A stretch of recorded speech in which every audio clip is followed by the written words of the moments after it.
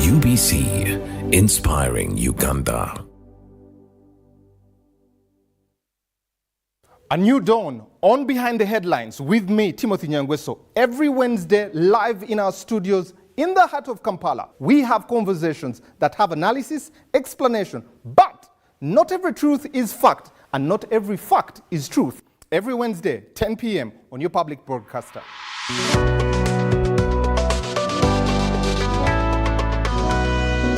A new dawn on Behind the Headlines with me, Timothy Nyangweso. Every Wednesday, live in our studios in the heart of Kampala. We have conversations that have analysis, explanation, but not every truth is fact, and not every fact is truth. Every Wednesday, 10 p.m. on your public broadcaster.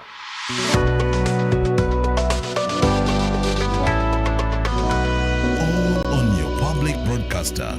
UBC, inspiring Uganda.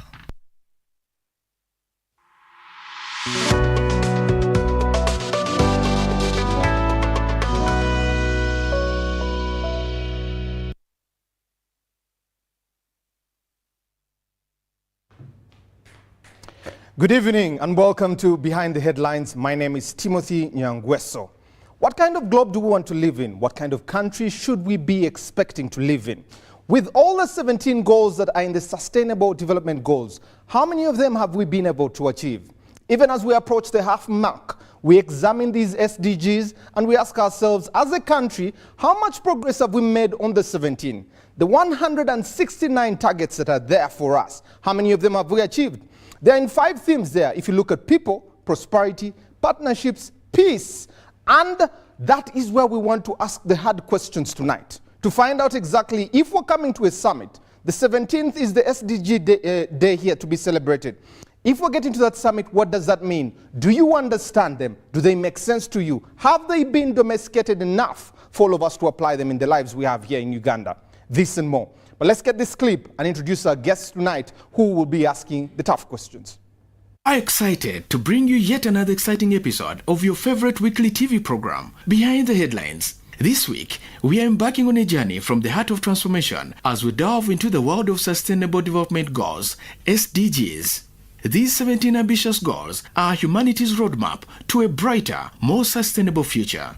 But to make them a reality, it's crucial that every level of government commits to accessing and benchmarking the progress. In Uganda, a comprehensive approach has taken center stage, with the government fully embracing the SDGs.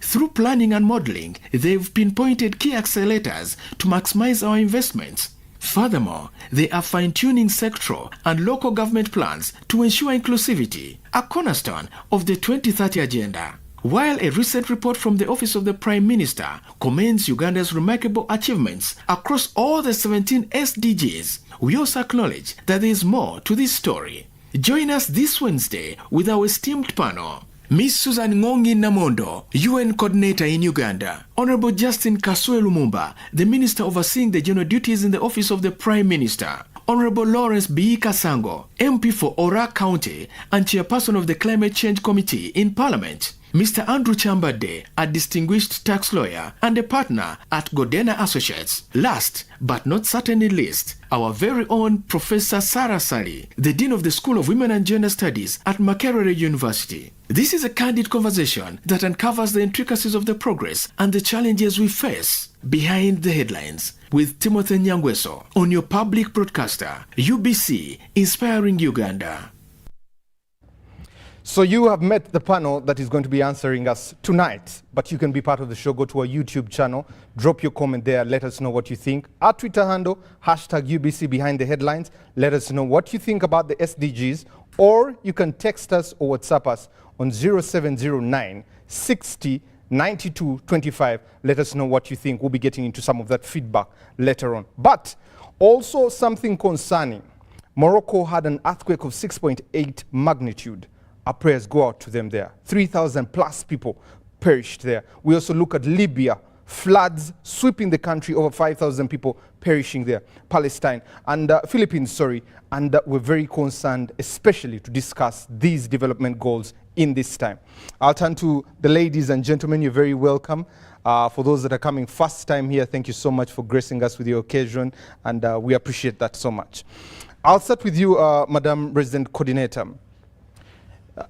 Some of these sustainable development goals, we want to be able to understand what are they and how different are they from the Millennium Development Goals in your perspective? Well, I think the SDGs are definitely a lot more robust than the Millennium Development Goals. Our heads of states met in 2015 and decided to chart a course for all of us for sustainable development going into the future. And really there was thinking about the social and economic progress that would make collectively, and at the heart of that, to make sure that we're making that progress not at the expense of the planet that we live in, the environment, and making sure that everybody, all groups, enjoy in this progress that we'll be making. So it's definitely a lot more robust, 17 goals as you've mentioned, 169 targets. And for me, it's that expression of globally agreed targets, which really increases the understanding that these are shared responsibilities for all of us to try and meet, and really increases the opportunity for collaboration, especially as many of these development goals are really transboundary. Also, they don't really stop just at a national border. So in terms of the difference with the Millennium Development Goals, these are global in nature. The MDGs, we're really looking at specific countries. These cover all countries of the world. They're a lot more robust. They're deep. For instance, SDG 1 has 7 targets in them, making sure that we eradicate extreme poverty, the number of people living on $1.25 a day, making sure that we increase social protection systems, making sure, so they're really more robust. And how is our performance, both on the global scale, but also in Uganda? I think we're struggling everywhere, quite frankly. At the global level, only 12% of targets are on track as we expect them to be on track at this point. And I think in Uganda also we're struggling. But of course we have, because we just did the NDP 3 evaluation. But I think we also have COVID. The pandemic really was huge in terms of the impact that it had on our development plans. It really constrained the ability to raise the financing that is necessary to be able to implement these goals. And of course, we've had other global challenges. More recently, the war in Ukraine, which really increased the inflationary pressures, which further challenged the fiscal space that we have to be able to respond to development demands of the day. Thank you. So we're all struggling everywhere. Thank you very much. Let me get to the Right Honourable. Right Honourable Kasula Lumumba, thank you very much for gracing us. Let's get into it. These sound like very good English put together there. How does an ordinary Ugandan, one of the credits I can give your office is especially translating it into 10 languages. But how does an ordinary Ugandan understand these 17? How would you break it down for them? 1, SDGs, Sustainable Development Goals. These are the things we do every day. When you go to sleep and you have sound sleep, you are now scoring in good health and well-being. When you wake up in the morning and you have something to eat, first of all, you have clean water to wash your body. You're also scoring into our SDGs, good living and well-being and good health. When you get some water to take or tea with some sugar, you are now making sure you feed yourself very well, no hunger in that home.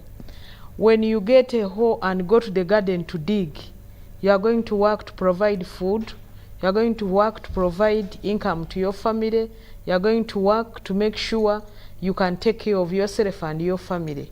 So everything that you do for your own good, everything that you do for your own family, whatever you do for the good of the people in the community you are living, whatever you do for the good of the people you are leading, you are scoring in the SDG. So what you do every day, when you wake up in the morning to go and fend for your family, you are scoring in the SDG 1, no poverty. So whatever you do, when you build a good house, you are scoring in two SDGs to make sure everybody in your house lives very well. So when when government goes out to build the schools, it's covering SDGs of good education. When government puts up industrial parks and encourages investors, people to come and invest and put up manufacturing factories, that they are scoring into the SDGs of providing good jobs and good working conditions. Whatever you do, as an individual, as an institution, as government, you are scoring in the 17 SDGs. So whatever you do to make sure you save our environment, you save our forests, you save our wetlands, you are scoring, and whatever you do to make sure you preserve the environment, you are really working on issues to make sure we have a good world to live in and leave it better for those to come after us. You are preserving the life within the water, the life on land, those in the air, those in the galaxy, and even whatever will be discovered within the new technologies that come on. So how can it help the ordinary person? It is to make sure for us as government to provide good environment in terms of security, so that somebody is able to do his or her own things that help him and his community to be able to take care of themselves, but also be able to make sure people are protected in terms of human rights, and also to make sure we as government, we provide safe water at least to everybody in a community. Like we have a policy that every community in this, every village in this country should have a source of safe water source in every village. Of course, we still have some challenges when it comes to that, especially in communities that have minerals. So when they sink boreholes, we get hard water. Communities that are along the shores of Lake Victoria, the hard rock that carries Lake Victoria, it's not easy to sink a borehole. Then we also have communities that are up on the mountains, especially in areas of Chisoro. Those also getting water is a problem because they have to come down to the valley to pick water to go up. So we still have those issues to work on, issues to do with the gravity flow, to make sure those communities up can also get water. So simplify, I think I've simplified it. You have really simplified it. If anyone outside there hasn't understood, you wake up to it and you do it every day. What is our performance as a country? The resident coordinator has given us what the global picture looks like. We're midway. What is our performance as a country? We are doing well on the 12 SDGs, like she has mentioned, and there are those where we are not doing well. We had moved steadily well, but as she has said, COVID brought in setbacks. And you know, sometimes, most times when you register a success, it brings in a challenge. So let me give an example. When it comes to education, there is free education for all the children. But because of different interests of different individuals that have not appreciated the plight of those who can't afford, have gone ahead to push to the vulnerable communities the issue of school fees. And this has caused challenges of dropouts, especially for children who come from communities that still live in subsistence agriculture, that are still subsisting in their own on issues to do with having good income in the family. Those the president refers to as chida chonka, people who work for the stomach and save nothing for the pocket. And that has caused high dropout, and that has been a big setback to us. When COVID came, it also exposed us the more. The children used to stay in school, and parents used to, teachers used to keep them so disciplined and keep them in line. When the children were sent to us as parents to take care of our children for 2 years, quite a number of parents failed. And this is where I want to credit the teacher. The teachers were really doing very well, doing good work, not because I'm a teacher by profession, but we have to appreciate, because it was so glaring that the teachers keep our children the 7 years in primary. the 4 years in O level, the 2 years in A level, and the children would stay in school without conceiving because they were keeping them in line. When they gave them to us, some parents failed. Some of us parents failed to take care of our children. So that is also something that really pushed us far, especially in terms of the girl-child education. So when it comes to issues also to do with the numbers have also gone up, and we still have to put up more infrastructure. And also where we have infrastructure as government, yes, we have the numbers, we are doing well in terms of numbers, but when it comes now to having a fund to renovate these buildings, to accommodate the numbers, and also make sure we use these buildings for long, we have also had a challenge in that. Now, when it comes to issues of no poverty, we had moved very well. We had the statistics, and we had gone into the middle income status, but you can only feel good and praise yourself after you have been in it consistently for 3 years. So when we had entered, within just 1 year, COVID came in, and we had now to get a setback. We are now also now struggling so much to get there. That's why government came up with the program of the parish development model. These people who are still in subsistence agriculture, these people who work for the stomach and have nothing to save for their pockets, the parish development model is meant to bring them up. While those who are outside, who are above the parish the Chidachonka, there are other programs to work for them, where they can go and have access to cheap money to be able to invest and even offer jobs to others. Under UDB, we have under the Bank of Uganda, the agricultural credit, the agricultural credit facility. Then under also the COVID recovery facility for the SMEs, still under Bank of Uganda. We have also microfinance center that is supposed to support circles and cooperatives. These are funds that were put up, but they are meant to help people at all of those levels. But now, as we talk now, COVID hit us, that now funding mostly the big infrastructure projects, which projects are supposed to facilitate doing business in this country, and also helping the ordinary person to carry his products from the garden to the value addition center, and also to carry his or her products to the consumer or the market.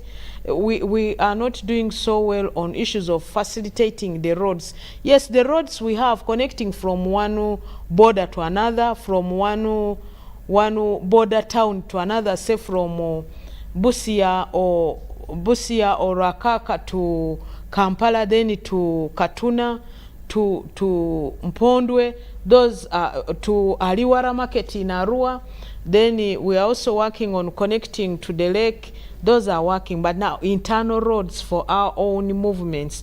And you know when rain comes, it destroys most of our maram roads. And this time we're also faced with the challenge that we had our Katonga Bridge washed away. That is part of the Trans-African Highway that was at the center of our trade in this country. So when it comes to health, we have been having issues to do with retaining our scientists. Government came up with a program under the leadership of President Yoweri Kaguta Museveni to enhance the pay of the scientists in this country. The pay was enhanced, but we are now yet to calculate, is the enhancement commensurate to the service or value for money that we get from that as we the consumers of that service. So as we talk now, we have made progress, but we also have to acknowledge that we had a setback because of COVID. But nevertheless, we can no longer get that as an excuse, because it's no longer an emergency like it used to be. We now have to learn to live within the resources we have, be able to manage the resources, be more frugal, but also plan in a way that COVID is no longer an emergency. It is something that we must live with and be able to manage and make progress in whatever we are doing. Honorable, let me come to you. One, you're the chairperson of the Climate Change Committee in Parliament, but also as an arm of government, Parliament, what have you done, especially in terms of the SDGs, but also on civically educating the public about these? Thank you very much. This is a very good question. We have 17 goals with 169 targets and 247 indicators. Of these, 92 are environmental. 92. And at Parliament level, we look at all sectors of the economy. Being chair of the Climate Change Committee, we worked so hard to see that we have the legal framework that can help to address the SDGs. In environment, we reviewed the National Environment Act, what they call the NEMA Act. We also made the Climate Change Act, and then the Minerals and Mining Act, and then issues to do with energy, renewable energy. So on the legal side, we have really done our part. Then we also try to ensure that this legislation, these policies are backed by budget, because that's our role, to see that, and my position was very clear right from the beginning, that the first money to address the SDGs or our development programs must come from our budget. The second money can come from development partners outside, but not the other way. But now, how do we ensure that the first money comes from our budget? What do we have in our granary? So this had been our challenge, to see that we reallocate resources to address some of these SDGs. But still, because we have little in our granary, we are still not meeting that target. Then also on the awareness side, I think on that we have not done so much, because I like the way the Right Honourable has put it, to the local person on the ground. We may not be interested to talk about SDGs in the community. We shall talk about food, water, education, health, and so on in the community, because that's what they need. When we achieve those things, we address those challenges, we shall be able to automatically achieve our SDGs.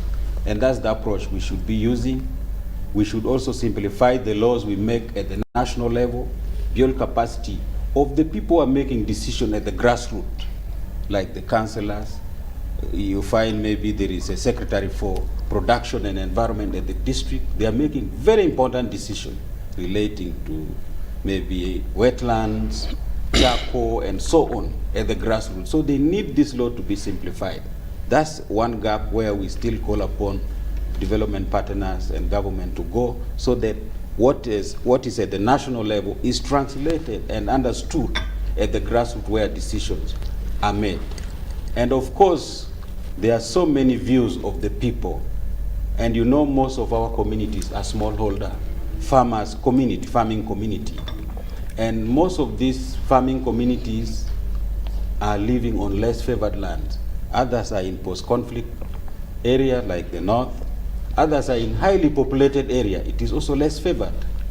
That means land acreage is so small. But others are in semi-arid area, like the people in the Kato corridor. And then issues to do with water is a challenge. And then others are in areas where there is high rate of monoculture. The area has been under monoculture for a very long time. And so the soil has lost fertility. Moreover, what is bringing us money is in agriculture. But now, if the agriculture is being practiced by smallholder farmers who are living on less favored land, and the agriculture is rain-fed, what happens in this area? That's why at Parliament level, we tried our best to see that we allocate at least past monies that are proposed for irrigation, so that maybe instead of relying on rain-fed agriculture, we can help to make water for production available. But at the same time, we are trying to see how do we reduce too much deforestation. After all, our economy is natural resource dependent. So if you destroy the forest, it will affect your agriculture, it will affect your health, it will affect nutrition. So in the areas of energy access, where we have also noted from our people that there is high mortality of women and children under 5 because of indoor air pollution, for example, because they are cooking using firewood and charcoal in poorly ventilated kitchen. So what we do, and then that is causing a lot of indoor air pollution. At the same time, they are lighting at night using kerosene, and it's affecting their babies. And you know, this smallholder farming is being done by mostly women. Now, if a kid is sick in that home, is admitted in hospital, that means agriculture is now left to nobody, and then automatically there will be food and nutrition insecurity, and there will be no money for school fees. So these are issues where we need to prioritize so that we can cut the burden on the local person. Then related to that, we have also removed the value added tax on solar panels, with the hope that people will have access to solar and they will be able to light. Instead of using paraffin or kerosene, they will now light using at least solar lamps. And we are calling upon development partners, civil society and government to make this available. That's an action. Then number 2, unfortunately on the solar panels, we have not removed value added tax on the materials for making the batteries. So it is still expensive for the population to access that. That's where there is need for some subsidies. Another thing is we talked about how can we reduce burden of on trees, too much charcoal burning, firewood. And then we also promoted this issue of LPG, liquefied petroleum gas, thinking that with the hope that people in urban area will start cooking using gas and there will be less pressure, maybe in the rural community, on charcoal. Unfortunately, we have not removed the value added tax on the cylinders. It is still expensive. These are small gaps that, if closed, can have bigger impact, especially on the rural woman, and reduce the burden on the families. So these are some of the priorities we think. But finally, at Parliament, and this had been my position, that since we had been suffering from COVID and many other challenges, our priority now in our budget should be the little money we have should be put for, we should invest them in areas that can generate more money for us than borrowing high interest loans from outside. That had been my position. Thank you very much, Honorable. Andrew, let me come to you. You are in the private sector, profit-driven. The question is, how does the private sector come alongside these SDGs, and do you appreciate them? What incentives would the private sector require, especially to push these even further? Thank you so much, Timothy. You know, understanding SDGs, like the Right Honorable said, you have to get it from your local context and perspective, knowing that almost everything fits into whatever you do and your daily living. Now, the efforts in achieving the SDGs is not an effort of government only. It is a collective effort of everyone, including a person at home. So the private sector, like you said, is rightly into profit maximization. You want to have a return on capital. But without ensuring that we have a robust and a collective effort, you will not be able to achieve that as a private sector. For example, look at one of the challenges that are available, and like the Madam said here, that if Ukraine and the Russian war is having a problem, definitely it's going to affect the prices of energy. It's going to affect the prices of food. To you as the private sector person, if the cost of fuel is high, definitely your profit is eaten into, and you're not going to be able to achieve. So as a private sector, you have those challenges, but you must be part of the collective infrastructure to ensure that we achieve this. I will commend the government. Yes, efforts are there. When you look at Uganda from its own can, the efforts are good. The legal framework, the institutional, the regulatory is an improvement. But as a private sector, we must work with the government. We must ensure the public, the private engagements are all happening to ensure that we end poverty, we end the inequalities that equally happen in the private sector. And looking at the private sector, just a follow-up question. What incentives would you need to be able to make these part of, because the SDGs almost have a ripple effect. If you deal with poverty, zero to hunger, it has inequalities, it has that ripple effect. What does the private sector need to incentivize it, to also have this part of them? Would it be CSR, corporate social responsibility? What would it be?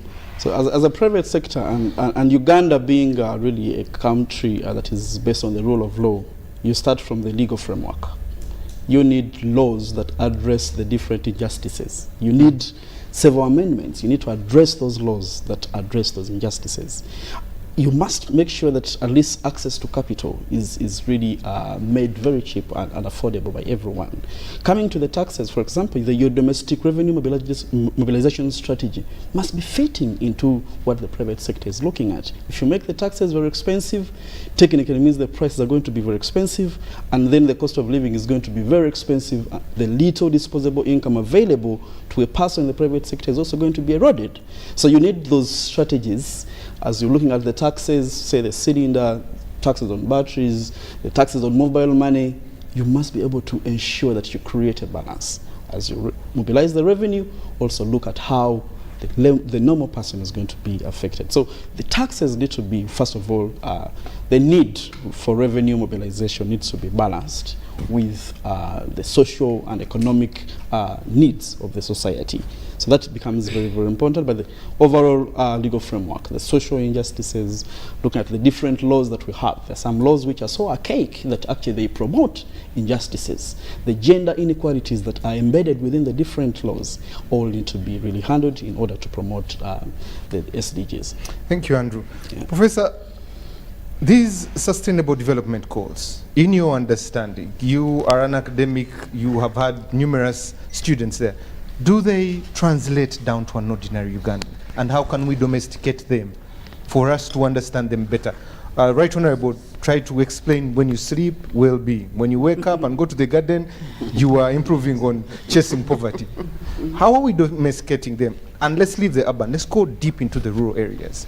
Wow. Yeah, thank you, Timothy, and good evening, our viewers. Now, that is a fairly difficult thing. I think, you see, you're not wrong, because when we talk about the SDG scorecard, they are talking about how the beneficiary looks at how governments are implementing or achieving the SDG scorecard. So I imagine they would go to the grassroots, as you're saying, to ask how is government performing on this track of getting SDGs. And of course, most people, we are not like government. If you are like government, the other people look at it at a macro level, they appreciate the challenges, they will look at the economy, how much little money they are having vis-a-vis the need they have. Now, the citizen who is supposed to be a beneficiary of the SDGs is looking at what is not happening to them. He's saying, well, the nearest borehole is this far. The nearest school is this far. When I go to hospital, I don't have health care. So that becomes the basis of assessing the SDGs and how government is tracking. And it's not by surprise that the worst performers we are largely in Africa. I know the resident was clear that we are all struggling all over the world. But I mean, when you look at the global index, you'll see there's Finland up there. Then when you come to the Africa index, there's Tunisia up there. So we are all struggling, but we are not struggling the same way.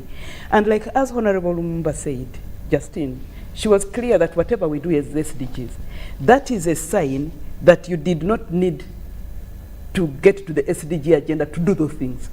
Humanity has always done those things. Yeah. Government has always done those things. But where are the challenges? The challenges are that governments are not able to do the things they're supposed to do, not because they cannot do them, or not because they are not aware. I mean, right from, is it the Brundtland report, we've been talking about sustainable development. That is in the 70s. So sustainable development has been on the agenda ever since people realized that the way we were modernizing is detrimental to the future. So it has been with us. And there have been so many things. We have had MDGs, we have had SDGs.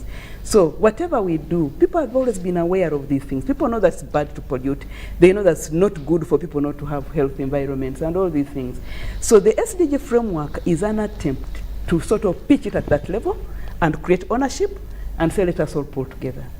Where it is advantageous is that it tries to bring in the picture integrated development. So that you should know that if you touch health here, water is related to health, and it's related to education, and it's related to gender. So if we take it like that, it is a good strategy.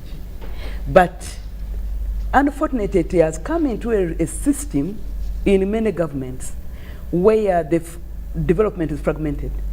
That you have a Minister of Health there, you have a Minister of Water there, you have the Minister of the Economy there. So everyone is pulling. We are still in the verticalization of things, or in the silo things. But if we were very well integrated, it is a very good framework. But as long as we remain working in silos, there remains a challenge. But then maybe one thing we should say is, as we appreciate, this year there was a meeting, was it in Niger, in Niamey, the African Regional Forum on Sustainable Development, where one of the things that was assessed is how Africa is performing with regard to the SDGs. And it was recognized that one of the challenges, that one recognition was that we are very far. And one of the challenges was lack of financing, poor planning, I don't know what that meant. They talked about governance, they talked about coups, they talked about, the interesting thing is that it occurred in Niger, and we've had a coup in Niger, okay, a few months later. But basically, the recommendation they made in that meeting is to mobilize domestic resources, stop being donor dependent. Now, the issue is, how possible is that for a country like, some of our countries like Uganda, where you have 50% of your population is under age 50, okay? So the aspirations are good, and the SDGs are good. But sometimes, maybe as an academic, you wonder the rationale of pitching Uganda together with Finland, together with, so you have different countries at different levels of development, and actually some of the countries in that basket are also responsible for other countries under development. And yet we are supposed to be pulling together with the SDGs. Of course, it was very important to make them apolitical, so as for us to pull together. But in the process, it strips them of context. And so we measure all of these countries as if the context doesn't matter. The context matters. And the good thing with the SDGs is that in trying, okay, they try to be very apolitical, to go for basic things we understand, well-being, have you slept well, and the rest.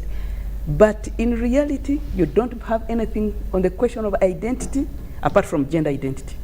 The assumption is that as we pursue peace and the well-being and justice, therefore identity will be there. But what are the things pulling us behind?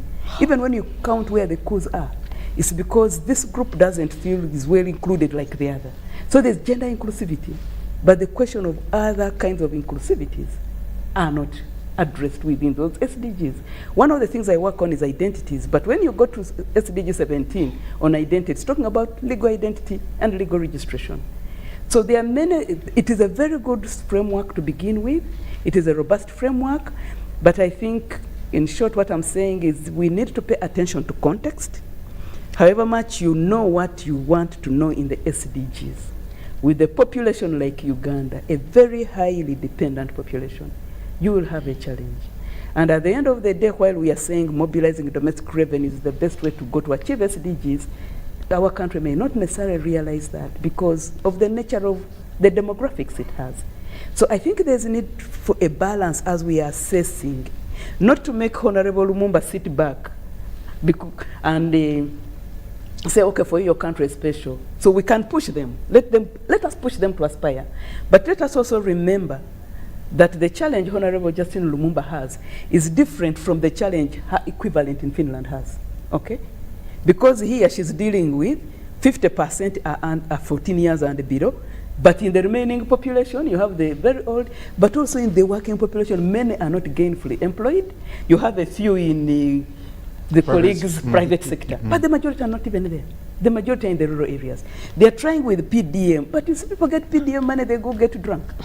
So it is a miracle to manage some of these places. So the SDG should be there as an aspiration where we should all strive. But I think in assessing who is doing what and who is progressing, there is need to pay attention to context. And lastly, one thing, World Bank released a statement, either this, I think this year, last year, 150 million people were likely to slide back into abject poverty, okay? So what does that mean?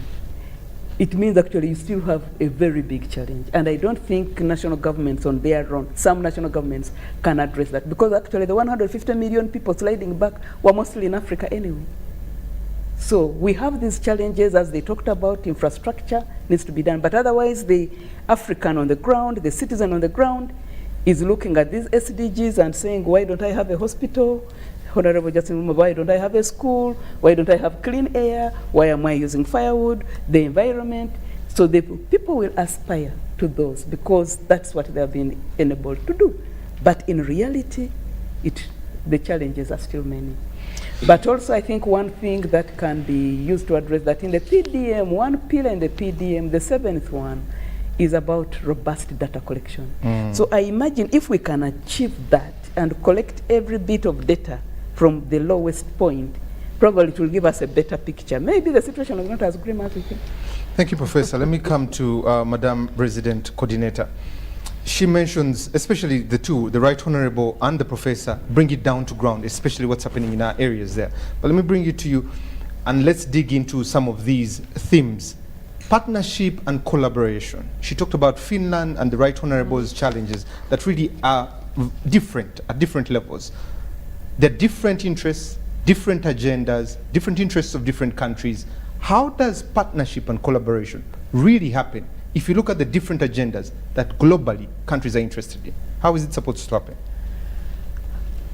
I think first I want to tempted to go back to something I heard. When we talk about SDGs, we cannot divorce them outside of the national development plans, priorities, etc. So the national context. So I think what is expected, of course, the SDGs I think are more like a guide. You cannot do development, at least it's hard to do development without some sort of guidance. So this guidance is sort of giving us a framework towards which we can all aspire to. And I fully agree Finland is a very different place from Uganda. But I think what is being asked is that Uganda, Finland, Cameroon, all the countries look at their national context, be guided by these goals, and then think how they will work towards them. So when we talk SDGs, it is not outside of the National Development Plan and priorities. And in Uganda's case, actually, a lot of work has gone into really domesticating these SDGs into the National Development Plan. But in terms of partnership, I think it was recognized in 2015, of course, that you require partnerships to be able to take this through globally at the international level. And I think that's where Prof was talking about sort of the apolitical nature of these goals. It helps in terms of the different countries being able to pull together. At least that's the aspiration. But also partnerships in terms of within the country. So we are quite siloed in many ways, right? And we have different sectors. So we have government, we have private sector, we have civil society, we have development partners, etc. I think the importance, at least in the national context, is to make sure that all these different groups are working together, because of course they come with different strengths. Government, of course, is our regulator.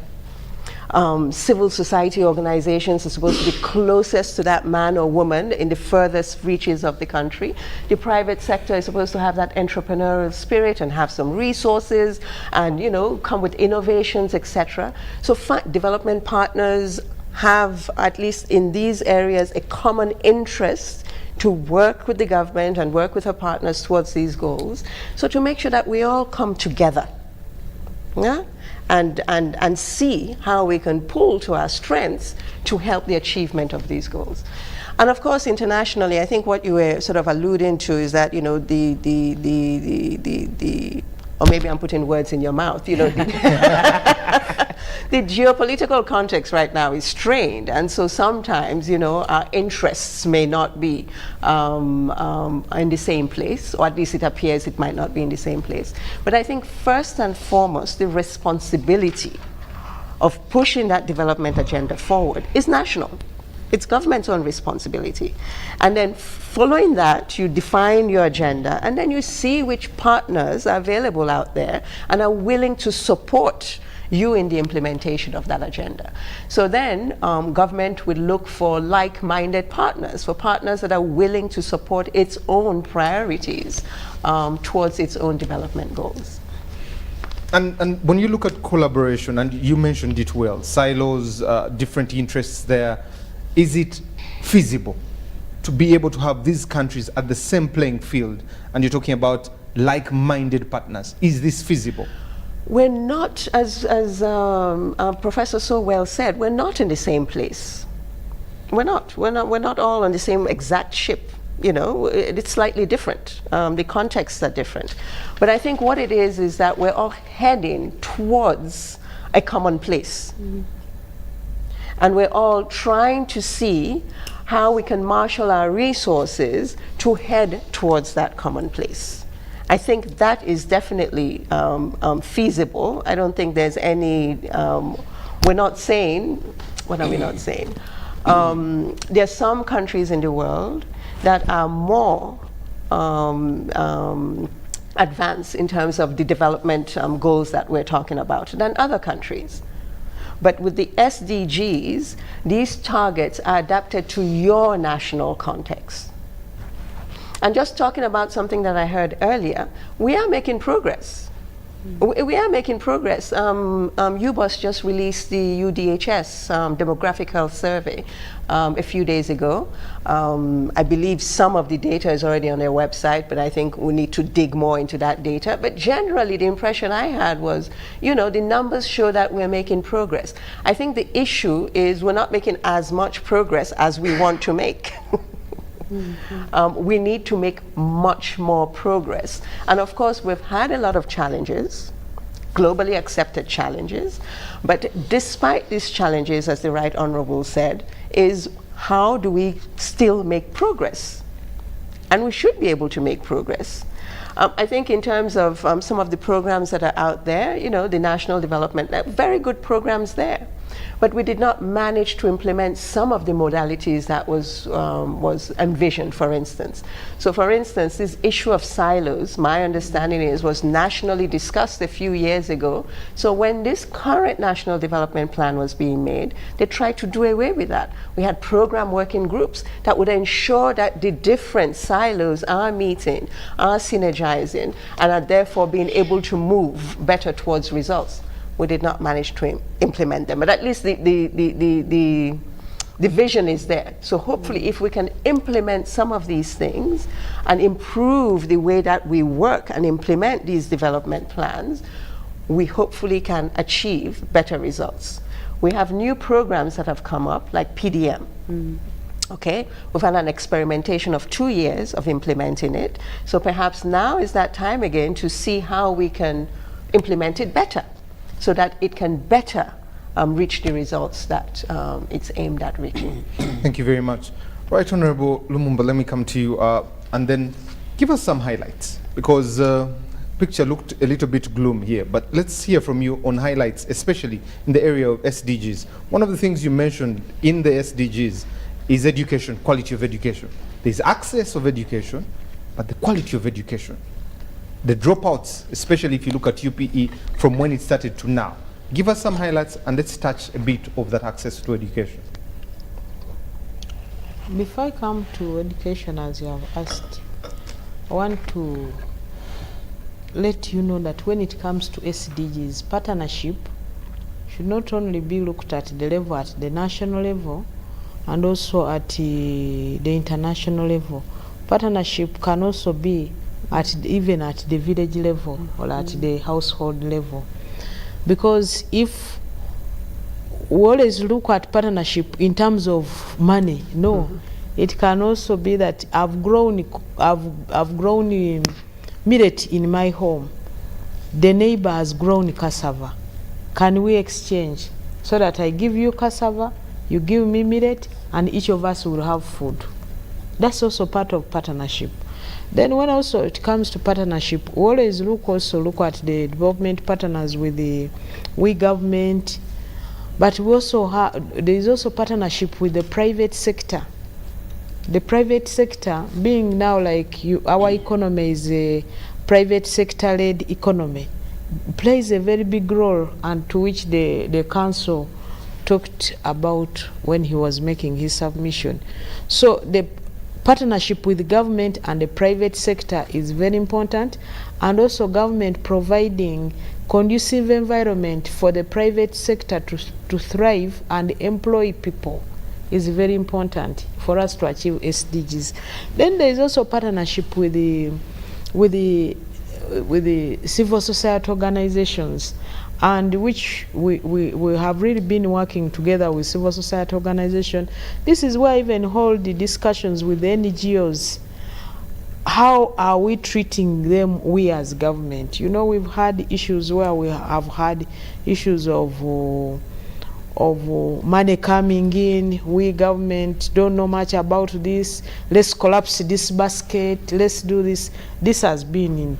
But because of SDGs, we've had discussions and even brought back some of the baskets that we had collapsed before. It's because of the discussions under the SDGs.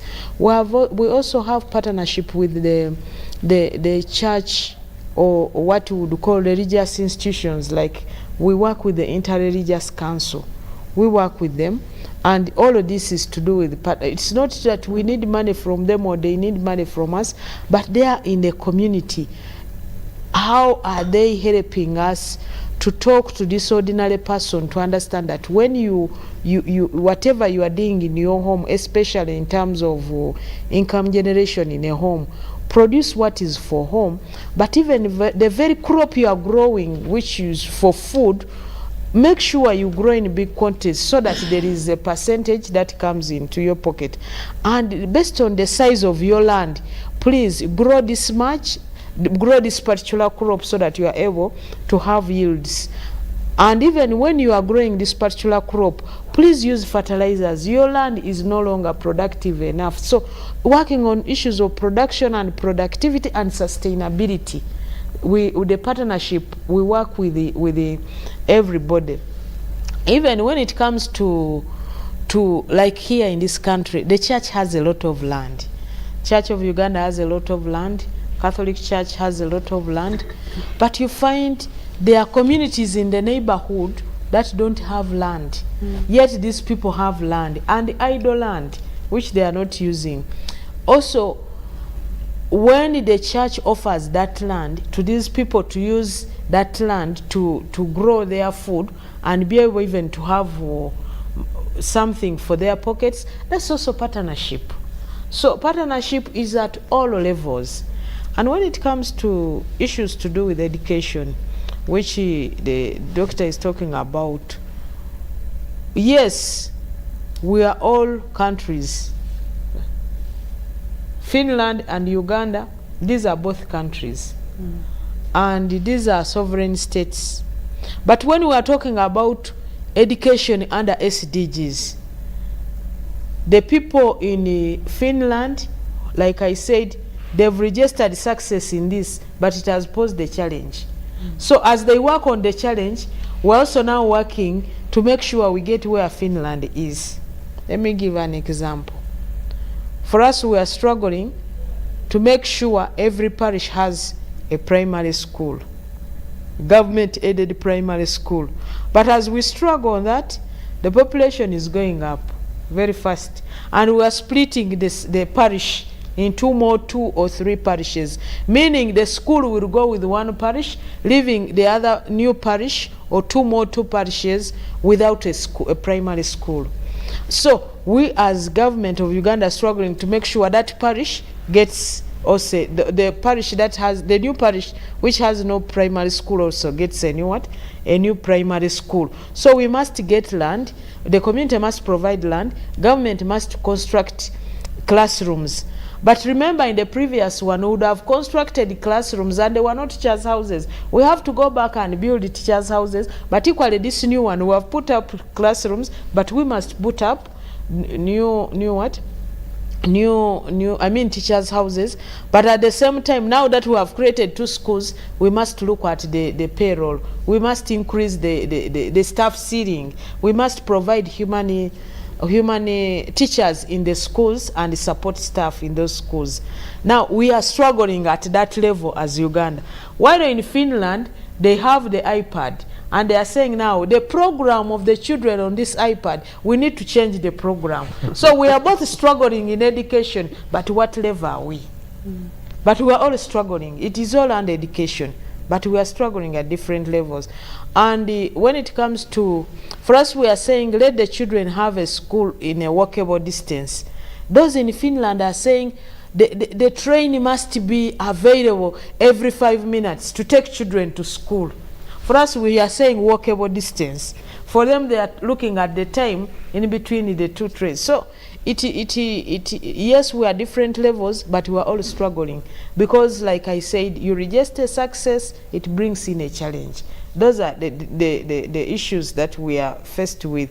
But also now, when you talk of the highlights, and you have brought out particularly the issue to do with education. One, as I said, you register success, you bring in a challenge. We went in for universal secondary education. Primary education, UPE. UPE, many children joined UPE. I remember it came to 8 million, from 3 million to 8 million in 1997, and I was an education officer at that time in a district, and an inspector of schools at that time. So I'm one of those who really started singing this to the local person in the communities, why they should take children to school. And when the children went to school, now those children had to go to the secondary schools. And you remember we started UPE without universal secondary education in the secondary schools. It came later.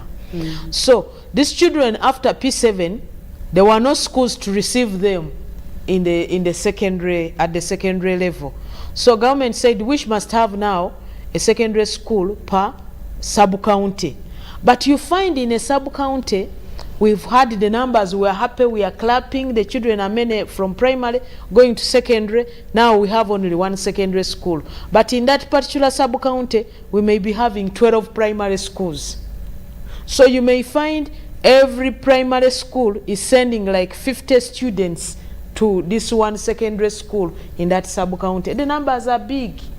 And we didn't have enough infrastructure to take on these numbers. That's when government now took the decision that we should also have partnership with privately owned secondary schools in some of these sub-counties where we don't have government-aided secondary schools. And as we are grappling with that, now these children have finished senior 6, the universities are not enough to take them. Okay, by that time government had liberalized the education, so people were also free to put up private secondary school, universities. But when these children got there, we realized we even didn't have, in some of the sub-region, private sector had not provided a university, but also government has not provided a university. The few who are admitted in the few universities owned by government in the few areas also could not accommodate the whole number. So government put in efforts in constructing more technical schools and tertiary institutions, and also made also education in those technical schools and tertiary institutions also free. But still, our community is yet to accept and appreciate technical education. We are all running to universities to get degrees. Whether they are relevant and useful to us in our labor market, that's another issue, and we can discuss that. But I'm just showing you that yes, we have registered success, but also we have registered the challenges. And as we do that, we still have to grapple also with our cultures. We have some cultures in this country where the girl child is not considered important. When the girl child when some breasts come on, she's looked at as an asset to bring cows and goats and chicken and ducks to the community. We also have to work on that, but also to make the girl child also have self-esteem and value herself, that if you realize your human rights, your rights are being trampled on even by your own parents, please run and report to this. But even where they report, are they received well? Are there some shelters where they are received and rehabilitated, worked on to be able to go back to school? Now look at under COVID, government took a decision that children who have been unfortunate and they were trapped into issues of conceiving, teenage pregnancies and whatnot, go back to school. So it had to take a government to work on the mindset change of the teacher, the head teacher and the teacher, before we even get to the child, to the affected, the victim of this, to be able to be accepted back in the community and be appreciated. Even those who carried children to school, you find some teachers were laughing at them. So they were really traumatized, both at home and at school. Managing that, those are not easy things to happen, to manage, because they call for one-on-one. And the people who are supposed to do this are the senior women teachers. But how are they also ready for that? Because it is something that is happening that they've never seen in their lifetime. Because what used to happen before that, you conceive, you go, you don't come back to school, but you want them back to school. So the highlights are government has a policy, it has been implemented. To a certain extent, we have achieved, but we still have to grapple with the new challenges that are coming up. And as government, we must find solutions. But these solutions cannot only be found by government alone. We must work with the Interreligious Council, the private sector. We must work with the cultural institutions. And we need everybody on board. But we call on for more responsible parenting. Thank you very much, Right Honourable. Let me come to Honourable Songa. Yes. Both as the chairperson of the climate change, let's keep this conversation at partnerships there and collaborations and also education. The Right Honourable has mentioned the challenges. One, our population is at a boom. It's just growing too fast. The land is not growing that fast. Neither is deforestation not happening that fast. When you look at these collaborations and partnerships and the different levels at which we are, from your focal point as a legislator, what contribution can you make to this, especially in terms of partnership and collaboration? Thank you very much. The issue of partnership and collaboration is very key for any development to take place in a cooperative manner. If you look at government, civil society, academia, private sector, all these bodies must work together. But also within government, we must, as a legislator, we call upon strengthening cooperation, coordination, so that with our meager resources, we shall be able to pull them together and have a meaningful implementation. So coordination in government is going to be very key. We don't want these efforts to remain scattered, where you find in this ministry something else is happening, something similar is happening. Why don't we pool resources and do a meaningful, something which can leave an impact? So coordination in government is important. Coordination among the civil society organizations that are supplementing government programs. Recently I was meeting a group of civil society and I told them the same. Coordination is not only, lack of coordination or inadequate coordination is not only in government, but also among the civil society. You find two of them working in the same district, but they, on similar programs, they cannot pool resources together. So that will be very important. Then the partners outside, maybe Uganda partnering with another country, we must reach a win-win partnership. We don't want orders that take this a kind of directive. That's, as a legislator, I would really advocate that it must be a win-win partnership, not giving a long condition to us, and for us we just have to receive without negotiation. So that is where I look at issues of partnership, and it can help to achieve this. It can also help us in transferring technology, sharing technologies, so that the advanced countries, we, instead of going for more research, we just copy and paste technologies here. So that kind of partnership is a good thing for us. And when you look at skills, for example. We need more skills. With the population boom, we need now more skills. We are not going to say that the entire population must engage in agriculture. Where is the land? So we must take people for off-farm income generating initiatives, and that requires skills. I like the program, the presidential initiative on skilling, because this is what is going to relieve us, and actually more resources should be put there so that the intake, the number of people admitted to those skilling institutions can go high, and backed by some resources after their training, they will be able to do income generating activities which are not farm-based. I think that will help us a lot with the population boom. But this population boom is also good as a source of labor. I usually, when I travel, I challenge the international community. Why are you putting your factories elsewhere when the laborers are here? The workforce is here and cheap. Why don't you come to Africa and put the industries here? What is the problem? Because we have so many people who can work. If we have skilled them, they will be able to work. But I wanted to also add something small. We have programs of government like PDM, we had Operation Wealth Creation. In order for us to achieve the SDGs, we need to create, to implement things where we have comparative advantage. If we take, for example, coffee in agriculture, who is our competitor? It could be Ethiopia.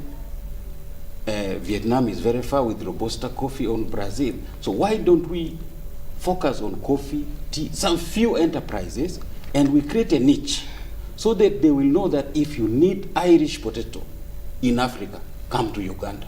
Even within Uganda, if you need matoke, go to Bushenyi. Let us have a one village, one product. It doesn't mean that you will not grow other crops. You will grow, but there should be one enterprise where you are known for. If I ask, for example, in Uganda, what can people come and get only in Uganda? So we should not scatter our resources to many enterprises. Vietnam focused on coffee and rice. And they said, we are going to be a world leader. And then on the ground, we develop our infrastructure. Now they're exporting 30 million bags, over 30 million bags of coffee. They are exporting over 27.7 million bags of rice, because they focus on few enterprises with developed infrastructure. So the issue of infrastructure here will be key to boost all these sectors of the economy. That's why we keep saying, let this road be done if it can generate more revenue. Like if you see the roads along the Congo borderline, they are very important for our economy, because the Congo market is $3 billion. Okay. So we need to focus on the transport sector. We need to focus on the energy sector to boost this industrialization. Right now we have a challenge. We are saying today, the minister, the chief whip was launching the energy policy 2023, where we are saying we are going to make 42,000 megawatts. Right now we have about 1,000. If we About 2,000. About 2,000. Yeah. Now if we finish Karuma, but we are paying for dim energy. We are signing agreement and pay for dim energy for generation. Honorable, let's come back right there, because energy is a whole different topic, especially if we talk about oil and gas and clean energy. Let's come back to that. We're going to come back and discuss some of the challenges there, but we'll switch further to solutions and go further to what the summit means for this country. What should we expect as the outcome of this summit? Should Ugandans be expecting, or these are aspirations and inspirations for all of us? This and more after this break.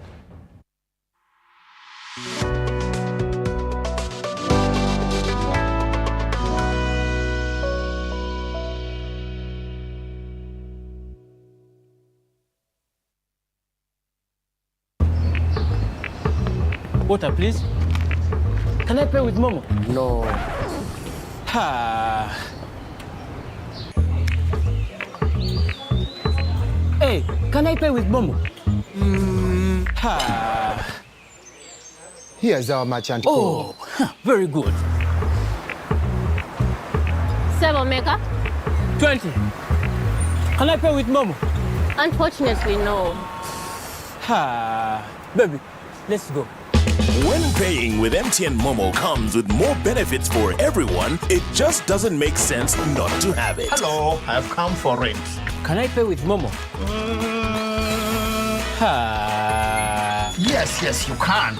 Pay or shop with MTN Momo and get cash back every week. It's free of charge. Use the Momo app or dial *165*3#.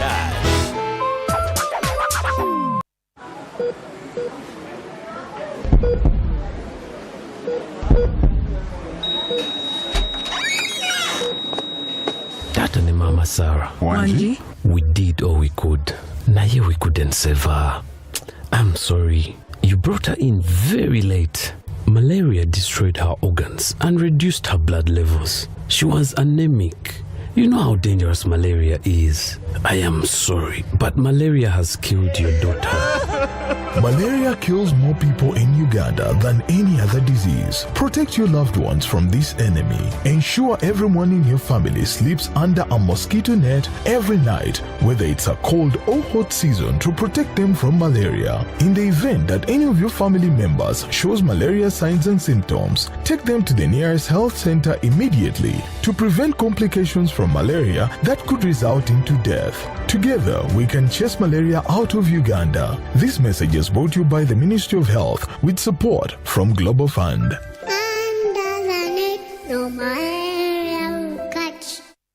What's the best kind of business to invest in? One that connects Ugandans border to border with a high-speed broadband 4G and is the first to launch 5G? What about one of the largest corporate income taxpayers in our country? Oh, the fastest growing telecom in the last 5 years. Wow. Well, here's a chance to invest it all.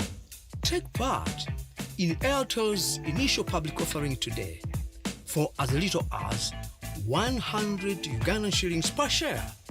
Remember, a retail investor gets 5 incentive shares for every 100 they buy and 6 incentive shares if they purchase using Airtel Money. Dial *185*85# now to get started.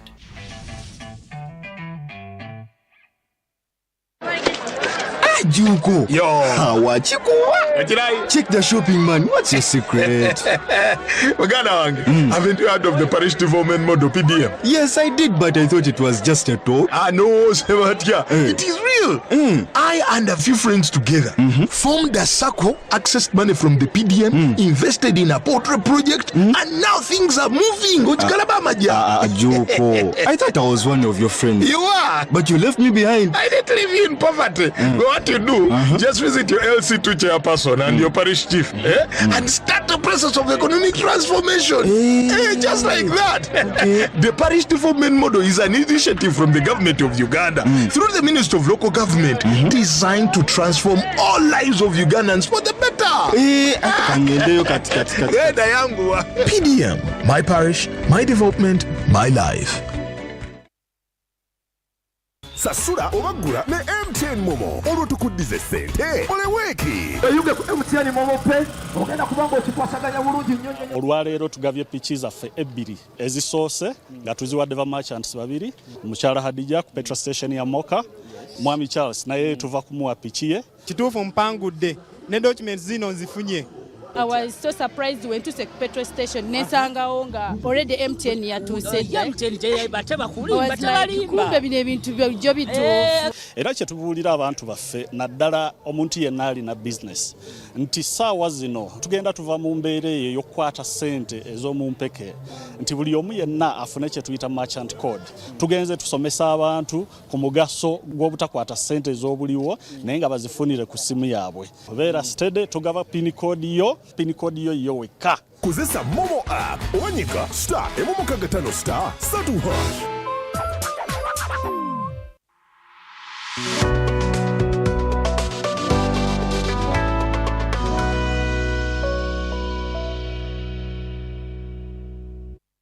Welcome back from that quick commercial break here on Behind the Headlines. My name is Timothy Nyangweso. In this last leg, we'll be discussing some of the challenges, but also we'll close with solutions and finally, what the summit means for Ugandans. I have Professor Sarah, I have Andrew Chambade here, and I also have the UN representative here. I also have Honorable, and I have the Right Honorable Lumumba in the studio there. Let me get to some of the messages coming through These are coming in thick and fast.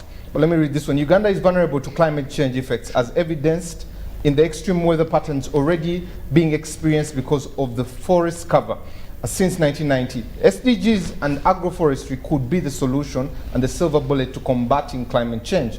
Okay, he continues and says, Uganda is largely agricultural, so smart agriculture methods like irrigation, mechanization will ensure that the 69% in subsistence will be able to have the SDG 2 to fight malnutrition, household poverty, and improve children's education quality. It also have a ripple effect in bringing peace. This is Robert Riachira. One more, with more than 80.7% population of Ugandans below the age of 35, but 75% of this population being jobless, SDGs remain a dream. The current budget has limited provisions for addressing job creation. SMEs, which provide more than 80% of employment to youth, are closing doors to businesses due to financing challenges. Government is in bed and it has roses thinking it can manufacture and ensure this population receives power. Stop telling us what you feel. Tell us and address the real issues on the ground. Wilson from Muyenga, thank you for your message there. Let me get to Andrew. When you hear Wilson, sounds like a young man who is having these challenges there. But let's talk about prosperity. The Right Honourable has spoken about PDM. Our resident coordinator has also spoken about PDM there. Is PDM the silver bullet, in your view, to get prosperity, but also to cater for this population that he's talking about? Thank you so much, Timothy. You see, one of the things that we have in Uganda, and the good things, is we have very good policies. We have very good programs. We have very good plans. The challenge comes with their implementation. So when you talk about PDM, Parish Development Model, it's a very good program, ensuring that at least everyone has access to some amount of finances. Everyone has access to a minimum acceptable standard of living. But the realities of its implementation, you've seen on TV and everywhere, people fighting over that money. You've heard stories of that money being misused as well. So the challenges exist. And me as a person who is down, when I hear that some money has been allocated or sent to my parish and I cannot get it, it simply remains a story. It simply remains a story for me to hear, oh, someone else took the money. So their challenges could be there. So the PDM is a good policy. It is a very good one if well implemented. And I know the attitudes, the intentions of government are really very good. But like the Right Honourable said, each time you have success, failure comes into play. So to a lay person from my parish, actually, I've never heard anything about PDM and coming through. I would want to make a line and receive some money to help me do different things, but it's far from the reality. And we need to encourage government, we need to support government, we need to hold government accountable about some of these programs. Otherwise, they remain a dream, and ending or eradicating poverty, injustices, and the SDGs will become really a fallacy that we shall remain here to talk about. Even as we continue to examine them and see the scorecard, you both in the private sector, let's get to an ordinary Ugandan. When you hear SDGs, when you hear, you know, the different facets that are in here, no hunger, gender inequality, what is hindering these SDGs to really get to what we desire by 2030? Timothy, that's a very good one. But before you understand what is hindering, perhaps you need to understand the particular interests of a particular group. For example, the private sector. One, if I'm an investor, I need cheap capital. I need profit on my investment. If I'm a dependent or an active youth, I need to be employed. I need to be working. I need my small business to be able to generate money. Globally, still from an economic point of view, I need a stability in terms of the economy, the inflationary tendencies and the taxes. They need to be moderated and regulated. So if those things that are interesting me are not addressed, or if I do not fill them down into my work of place, into my business, into my shop, then the SDG would remain a story that I'll hear about. So down into the private sector, and what this SDG would mean is if I have a job and I'm earning my salary, and I'm able to buy bread, which is now 6,000 to 7,000 when I'm going back home, for me, I won't feel that there's a challenge somewhere. But if I'm not able to get to this remains something I'll watch on TV, I'll read about in the newspapers, but I will not feel the real effect of SDG. If tomorrow my young sister or my young brother cannot go to school or has to be chased because of school fees, and the government school, I cannot take my brother because I feel the quality or the standard is not by that, then you cannot tell me about education. Yet I know I have a right to education, but you cannot tell me about that. So these have to sink down to the private person. If I'm an investor and I have to borrow money at 18% or 24%, and on that same money that I've invested, I have to pay taxes when I make a return at 30%. So I have to pay back that money. I have to pay the taxes. KCC is closing me, URA is closing me, the local government is asking me for this kind of taxes. Then how are you telling me that we are trying to have a global spectrum that is going to ensure equality in terms of the economics and the social spheres? You get what I'm saying? So it has to be all inclusive. It has to make sure that at least everyone at whatever level they are. And I will appreciate that, of course, as government, you must make sure that you provide services to people. We had the discussion last time here. But providing services also has to come at a cost, because you need finance as government. You cannot borrow 100% of your budget to be able to provide those services. But if the services cannot reach, and if you are borrowing to the extent of having a debt that allows to pay for, including the third generations, then the economics and the SDG agenda will remain. I don't feel it as a person in the private sector. So at the end of the day, service delivery, me feeling that there's something at the end of the day. There was a generation of Kavera at the end of the day every day. Every time you're going back home, go back with a Kavera. If today someone comes to town, they open an arcade and they'll go back home with nothing. So basically I've incurred my transport. I have a friend who was telling me that when they get 10,000 to go to town to open up a shop and they have not made a sale that day, they have to borrow to go back. So some of these things, when we put them to the realities of what is happening, you see that we have quite a lot of work to do. We have a lot of information to disseminate to the local people to understand these goals, to appreciate that actually as Andrew, who is Uganda, I can have the same quality of living, the same quality of life. I can have the same healthy social protection policies as someone who is in the UK, and I'm entitled to them. So we need to get down to the ordinary man. Professor, Andrew talks about the ordinary person, but I think mine would be a twofold question for you. One, the Honorable spoke about laws, NEMA, the Climate Change Act there, policies are in place. What hinders these from really making an enabling environment for these SDGs to really become a reality for an ordinary Ugandan? Thank you. But you're just talking about laws just in one area of one sector of environment? No, cutting across. Yes. Thank you very much. Yeah, it's true we have very many good policies which speak to the intentions of government. But the implementation remains a challenge. And why is it a challenge? As I said before, all these things, to implement them, you need money. But then what happens is, where are you going to get this money to do this implementation? We have been here before and we have discussed what neoliberalism meant, even in a simple sector like forestry. You cannot recruit enough forest rangers to control tree cutting. So while we have the best environmental policies, it's the whole reason we had the Ramsar conference here years ago, you don't have enough resources to hire the forest rangers that you need.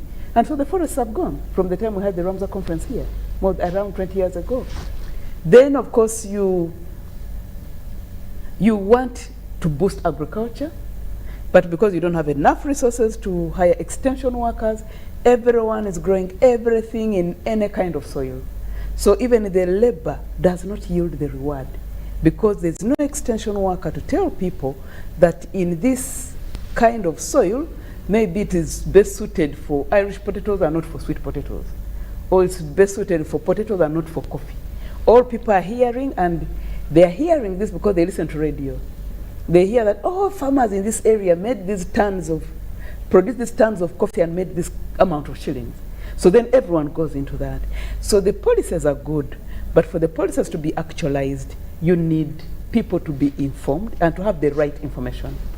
And for the sectors we're talking about, that would have required a lot of extension workers who we can no longer deploy because we are all going high-level science. Now, the high-level scientist is in a lab generating the new lines of soybeans, the new lines of things, but you need someone at the grassroots telling people, this is how you mulch. This is how we are going to chase aphids. This is how, because they are the majority of farmers anyway. So that is one thing. The other, okay, so I've talked about having the right labor force. The other thing is having the right information to plan with.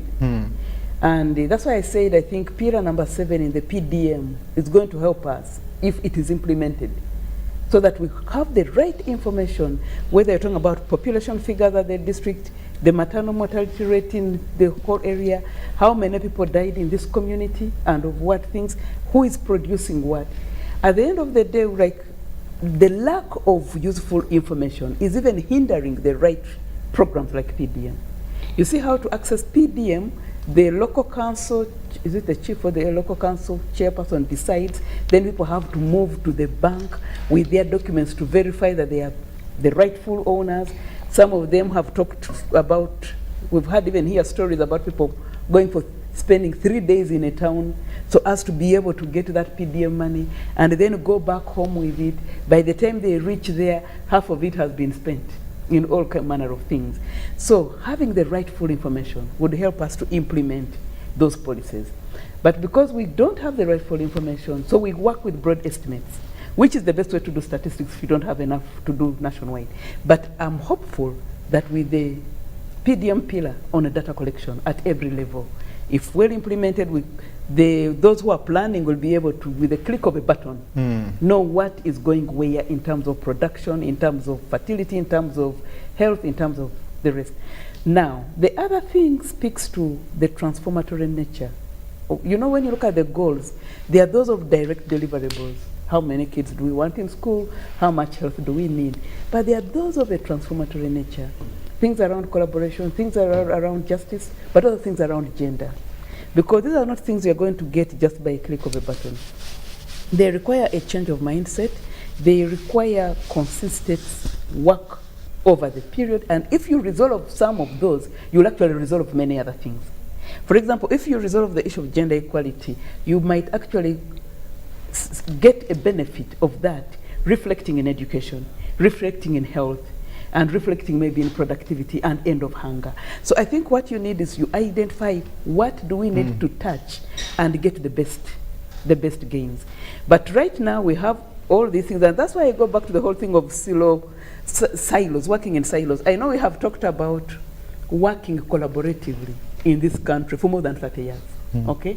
Each time you go to a workshop and we are talking about how these things are related, so we need to plan together. But once we leave, it goes back to the default mode. And because that's how the economy, the ministry is organized. And all these levels have particular experts who have to deliver particular, and you know, when you're experts, you're not only relevant, you're not only speaking to your community, you're also speaking to the community of experts, which is international. So you want to show that you're right expert, both locally and also internationally. So people tunnel in particular ways. And of course, this comes with particular budgets and they come with particular mandates. And sometimes this disrupts. But if by some magic we could come out of that mold, and we have all been trained in that mold, so it's a problem of all of us, it's not just of the government. But if we could come out of that mold and then see collaboratively what is the one thing we could touch, and it has a knock-on effect on the other. Particularly when you go Professor, for transformative. just there, what would that one thing be? I've given an example that, for example, if you touched gender equality, yes, because it's of a transformatory nature, so you'll end up with a knock-on effect on other things. Now, already, of course, government has given us PDM. If we can actualize it, it will have a knock-on effect on the whole planning around program areas, as opposed to particular sectors. So the focusing on program areas, whether you're talking about agro-industrialization, when you look at the PDM, it comes with that. And is it NDP3? In that they speak about a program area, they speak about the gender thing there, they speak about the things to the youth, they speak about, so if they touch on all that and it can be well implemented, then you will break the silos and we might deliver. I know we have talked about agriculture because that's where the majority of the people are, but that position has also been contested many times here, that's not the thing which is going to transform us. And we have been told about oil and gas, and particularly if we can actualize and drill out the oil, and you're talking about infrastructure now, because we've been told if you can be able to bring out the oil of a particular amount in a particular quality, you'll be able to create many jobs, you'll be able to create a lot of off-site industries that come out of that. Actually, I think from government's level, I don't know that the people in government are here, but we've been told even here that actually the oil sector is the low-hanging fruit that could trigger many other benefits. So I think we need to plan and find out what it is that we need to do. But as long as we continue operating in silos, every one of us will run to come out with a policy because there's donor funding for that policy, and then that will be a deliverable. We put it on the shelf, and that will be there. But we need to match the policies with the resources, but also with the interlinkages between the sectors.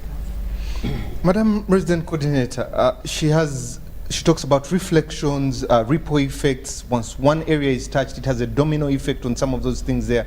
But also as the UN system there, how are you helping developing countries like Uganda in our context with the different challenges we have? A population that is running out of land that is being fragmented. How are you helping to achieve these SDGs here? And if you could share some examples. How we're helping, so globally as a UN, and how we work in countries and how we're supporting this. I think first and foremost, we really try to anchor ourselves in that, and those national priorities, that national plan. That's what guides us. I think as a United Nations, one of our advantages is we are a global platform. We're everywhere in the world, so to speak. All the governments are part of us. And so sometimes supporting the government in resource mobilization efforts, this is really a tough nut to crack, as many have mentioned. We need money to implement these things. So supporting the government in her resource mobilization efforts.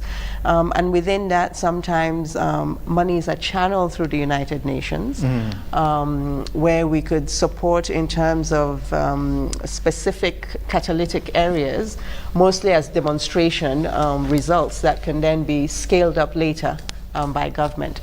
And here it's important to really note for all the viewers and the panelists, you know, the United Nations doesn't come with any money of its own. We are not a government, we don't levy taxes and things like that. So all the resources that the United Nations may have are monies that are channeled by others to support in specific catalytic areas. So that's generally how we support. But I think our number one is to anchor ourselves, because it's really important. We all need a guiding star. We have the broad SDGs that are telling us where we're trying to go. They're guiding us, so to speak. That has to be brought down into the national priorities, the national development plan. And we always anchor ourselves within that national development plan to see how we support in these ways. Madam Resident Coordinator, you have experience in this in Eritrea. Yes. What experience do you bring here, and what learning points could we pick from there, especially to implement these SDGs? Okay, that's where context really matters. Eritrea is quite a different place from here in some ways, very much so. But I think in Eritrea, one, it's a smaller place, it's a less diverse place, and therefore it is perhaps a little bit easier than Uganda in terms of the management of some of these goals. In Eritrea, the government was extremely committed in her own development priorities. In fact, Eritrea is one of those countries with very few external partners, so extremely committed in their own development priorities and really following them through. I think what my lesson from Eritrea is I think valid for all of us, is really that internal discipline that we need broadly as a country to really pursue those things that we think are important to us. So many people here talk about how wonderful the policies are, and I agree, they really are. They're really very, very good. And some of the programs that we come up with are also really excellent.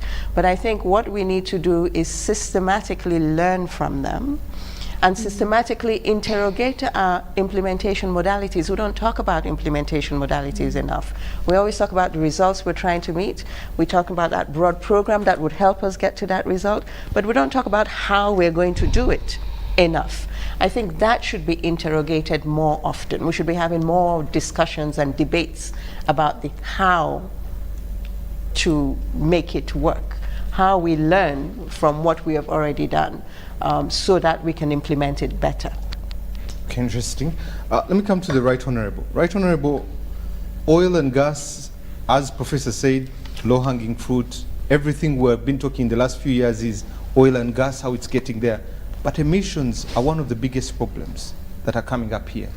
How are we going to balance clean energy and oil and gas to still achieve these SDGs? When we talk of oil and gas and we say it's a hanging fruit, yes it is, but we have many hanging fruits as a country. If you observe our economy, our location and the nature, our environment, we have so many long hanging fruits. So the issue of the fossil energy, when you observe, we may use it for some time, but also put much emphasis on the other products that we need to get from the petroleum, from the oil. Because from the oil, we can make fertilizers. From that we can make what we can use in the construction industry, especially the prefabricated, and which are easy to make, and they will help us to improve even on our housing deficit which we have as a country. Still, without even using that, in terms of the fossil energy, we can use it for other things that are more useful to us, and that will help us to improve, like fertilizers will help us to improve on production and productivity in the agriculture sector. Then the prefabricated materials will help us to improve on our housing shortages, but also improve on those with the poor housing, especially in the slums in urban areas, and also those in rural areas who roof their houses using grass, which may not even readily be available, but also be able even to preserve the trees and the grass that we have. So when we are discussing the issue of the petroleum, let's also not only look at the issue of emissions from the vehicles and whatever it is used to run the different, to power the different in terms of energy, but also look at the other advantages we can use. But nevertheless, there is a process to which these things are disposed. As we talk now in this country, when it comes to managing the disposal, especially in that oil and gas sector, it is the best. It is the best. We are one of the best in this world. Even the gas will help us in cooking and spare the trees. So we shall balance that. We shall spare the trees in the forests, the trees in our compounds and gardens, and use it for cooking, and it will be cleaner than the firewood we are using, and which causes more destruction. So when it comes to a low-hanging fruit, it's also one area that you should also look at in terms of employment. It is a sector that will employ many people. And what we need to do is that we should prepare our young people to be able to take on the best jobs in the sector. We should sponsor more children to go out in those countries that have more advanced training colleges, to train our children to come and join those who have trained here and be able to get better jobs. It is one area which will also pay better in terms of salaries and also help on solving the problem of underpayment. There are those who are unemployed and also underpaid based on because of where they are working.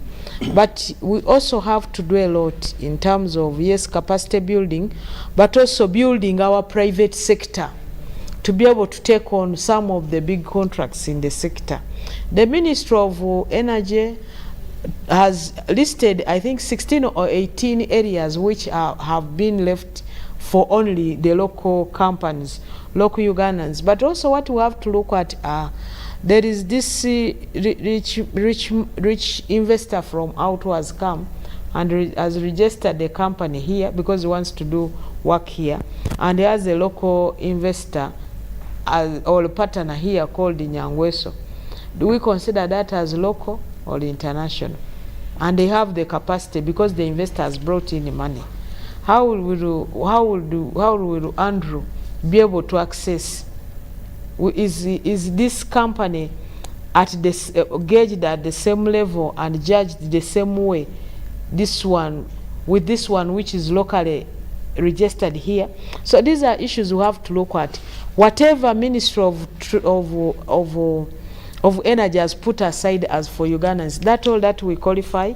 Can't we train our people to take on much bigger contracts more than what has been left on the side for us as Ugandans? So these are things that if we are ready to benefit more, in addition to what is expected, but be able even to compete at the global level, it is the opportunity now to be able to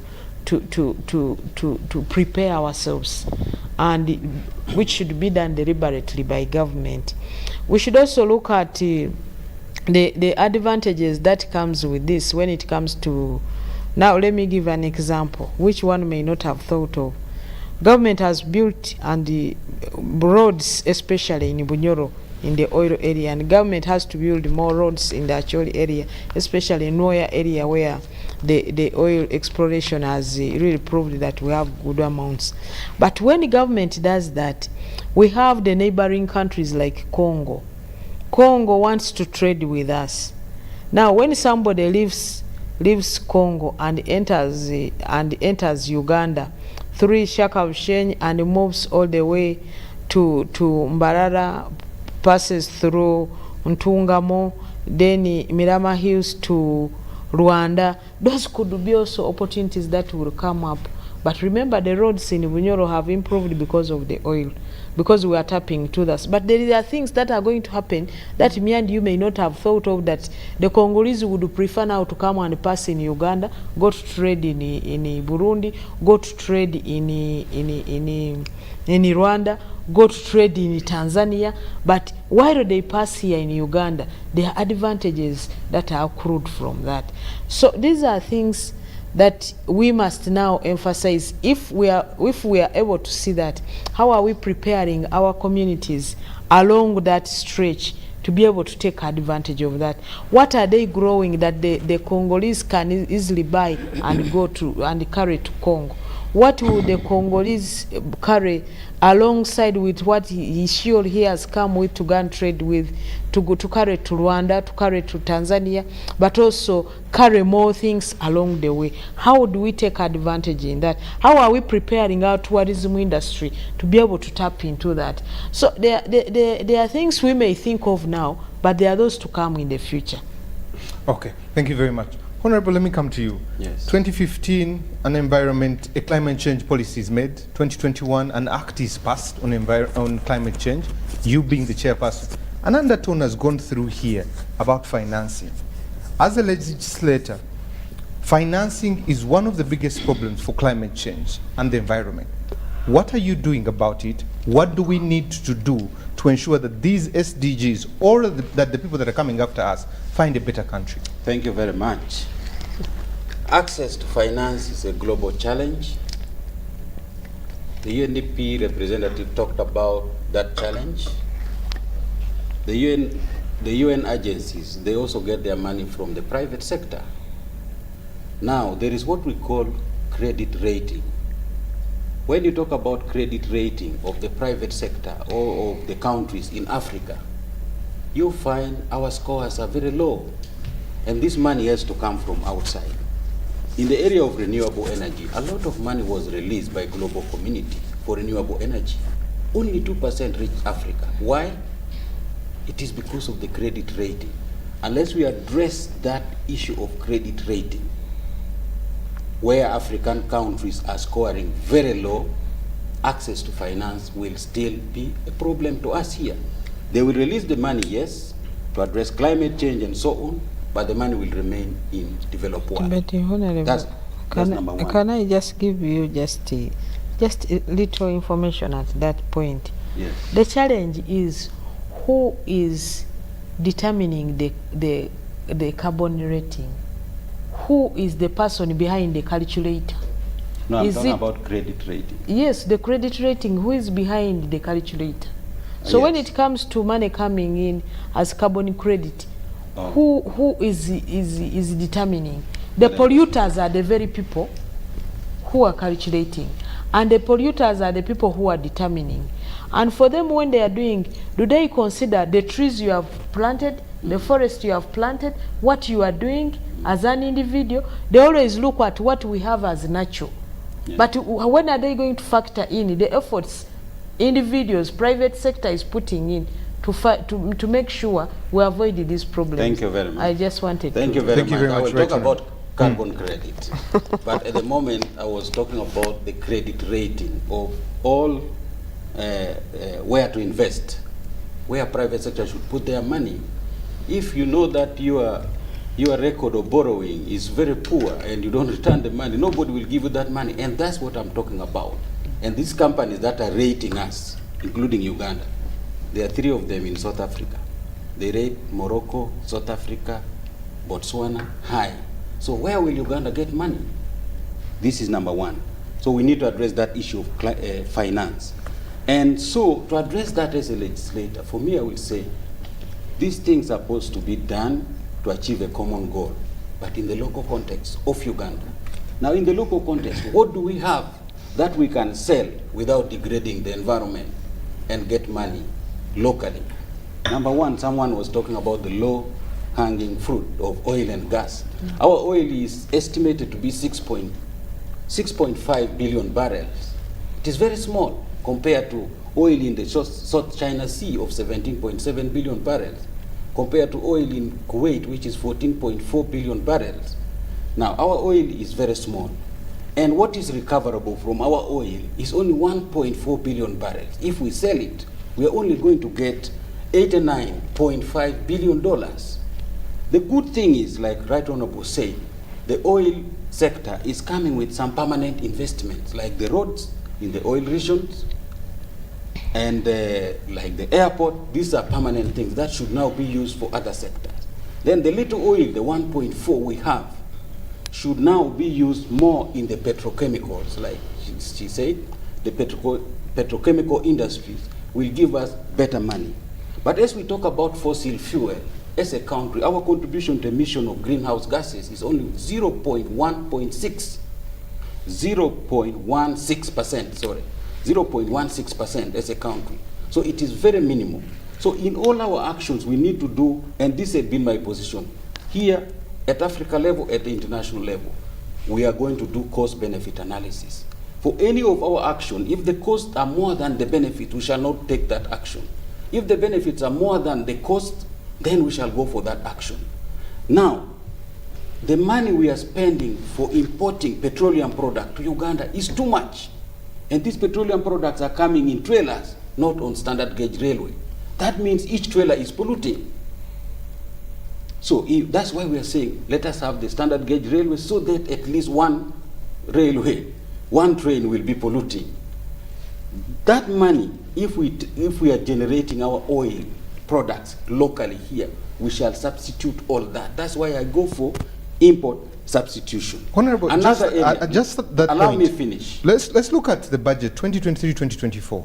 Before we go to the budget, because you're the chairman of the climate change. Yes. And when they talk about climate change, when we talk about Katonga, like the Right Honorable spoke about, when we talk about rivers busting banks, Isn't that a concern, especially to foresee these SDGs? It is a very big concern. You talked about what is happening in Libya, in Philippines, in Morocco. They are natural and also man-made disasters that can interrupt all these things we are talking about.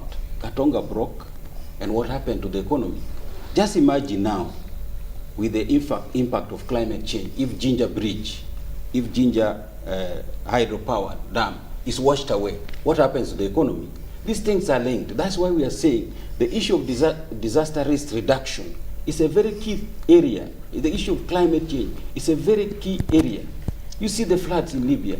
What if Kampala floods to that level? What happened? Do we have capacity? Do we have emergency funds or techniques to manage that kind of disaster? That's why we must put priority in that area. So when we are making the law, which I led myself, we said we wanted a climate change fund.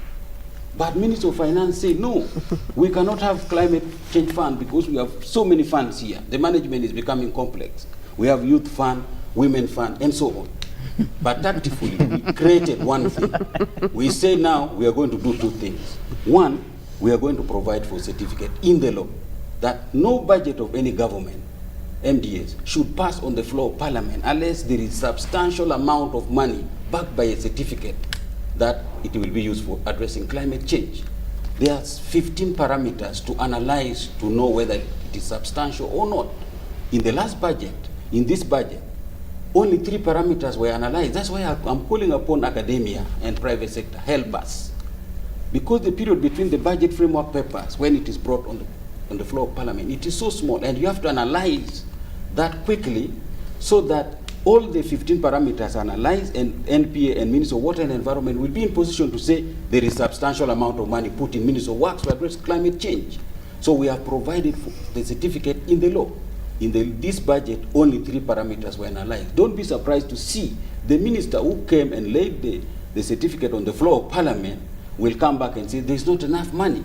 So next year's budget, we must analyze all the parameters. We have also provided for creation of this climate finance unit. There are donors out there, individuals, foundations, that want to put their money strictly for environment and climate change. They don't want their money to come to consolidated fund.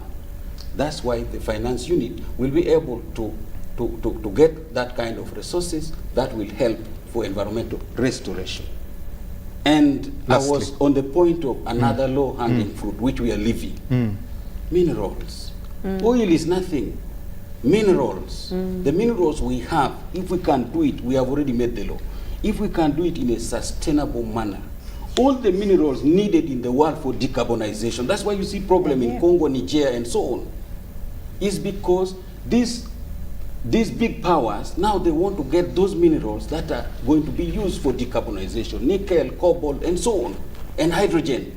We have oil here. It is only 1.4 recoverable because we have a lot of gas, which you can generate a lot of hydrogen here. It will be a very lucrative thing, but these things need coordinated pooling resources, bringing the technology, but without corruption. Thank you very much, and I'm glad we have discussed low-hanging fruit. Andrew, let me come to you. Both as a lawyer and a tax consultant there, what's failing these laws from being implemented? Because we see what end we want with the end in mind, but the laws, the guidelines seem to be a hindrance to get these SDGs moving.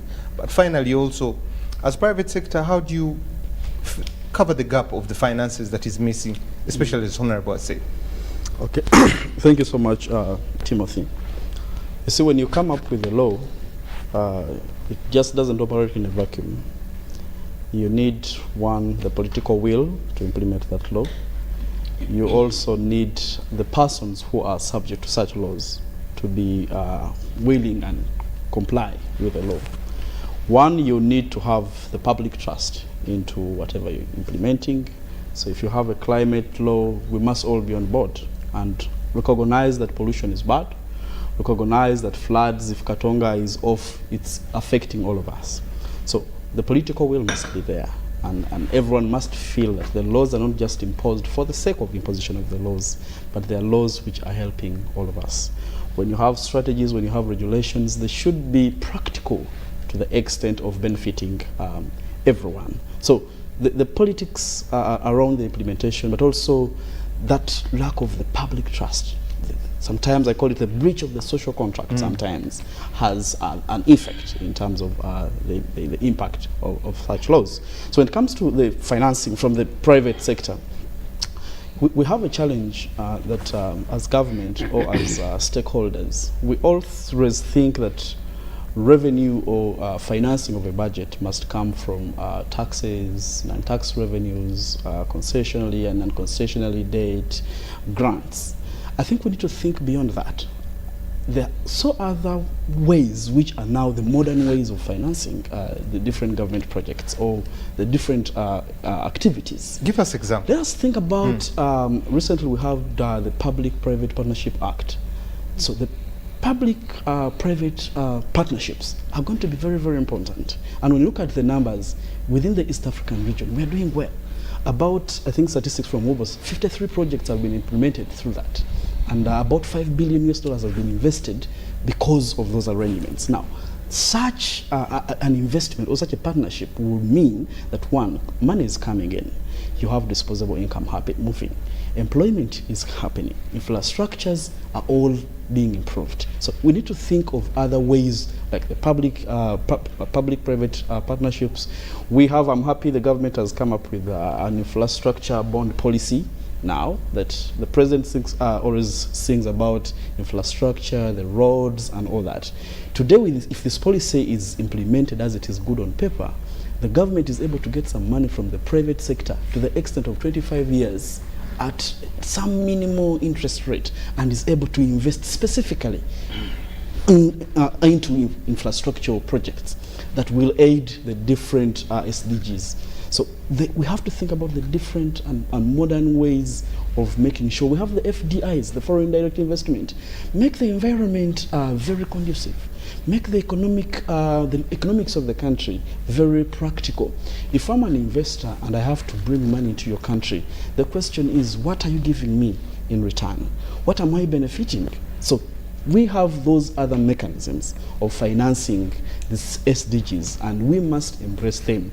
Islamic financing, I'm very happy about the law that has just been passed. The Sharia laws are equally some of the implementers. But focusing on tax revenue, you want to collect 29 trillion on a low base, on an employed, poor population, with poverty, hungry, with all climatic challenges, you won't get it. So let's finance. And I recognize and appreciate, like the Honorable said, financing is a big challenge.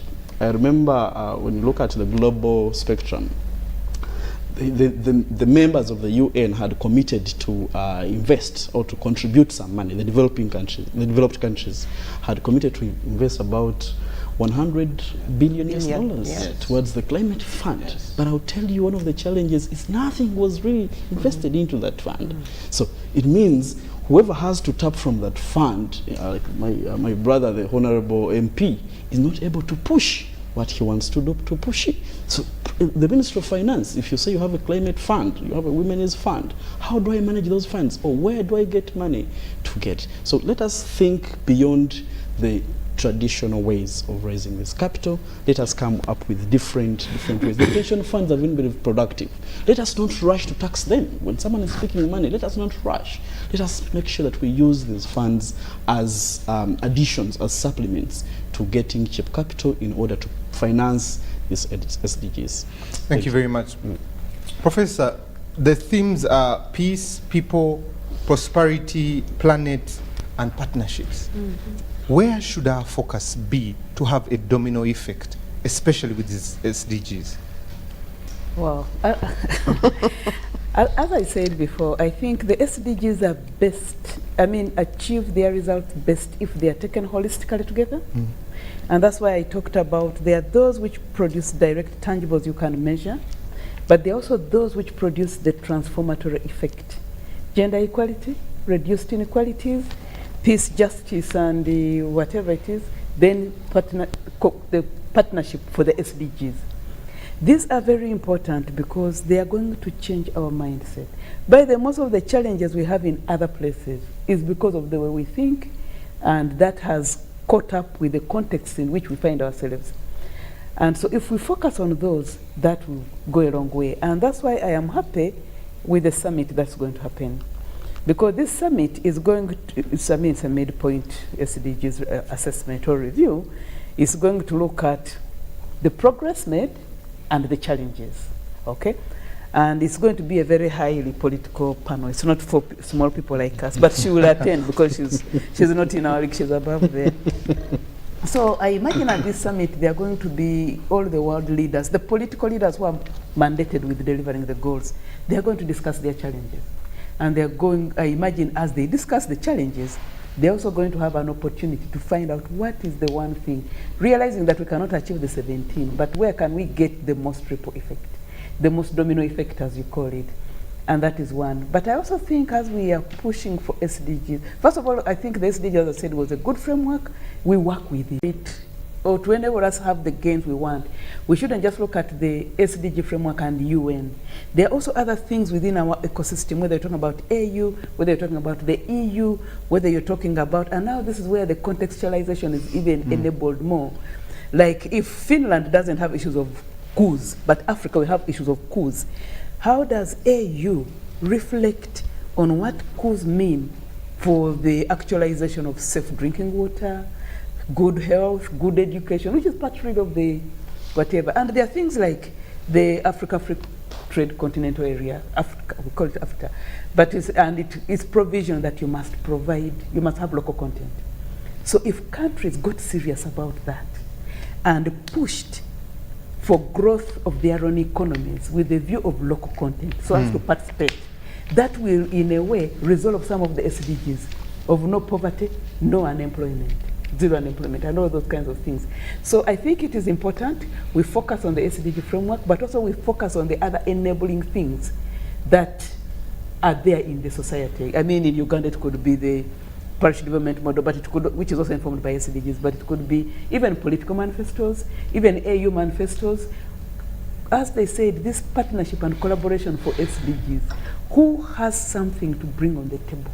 And how do we actualize it? But let's wait for the big people to tell us what will come out of New York, and we shall organize ourselves accordingly. Since you've talked about the big people, let's have both the resident coordinator and the Right Honourable give us what the summit is all about and what we should be expecting, what Uganda's benefit will be. I'll start with you, then get to the Right Honourable. Okay, for me, my understanding is the Secretary General, when he convened, was to ask all of our leaders, because as I said, globally we are struggling. Of course, struggling in different ways, but we are struggling when you look at where we are.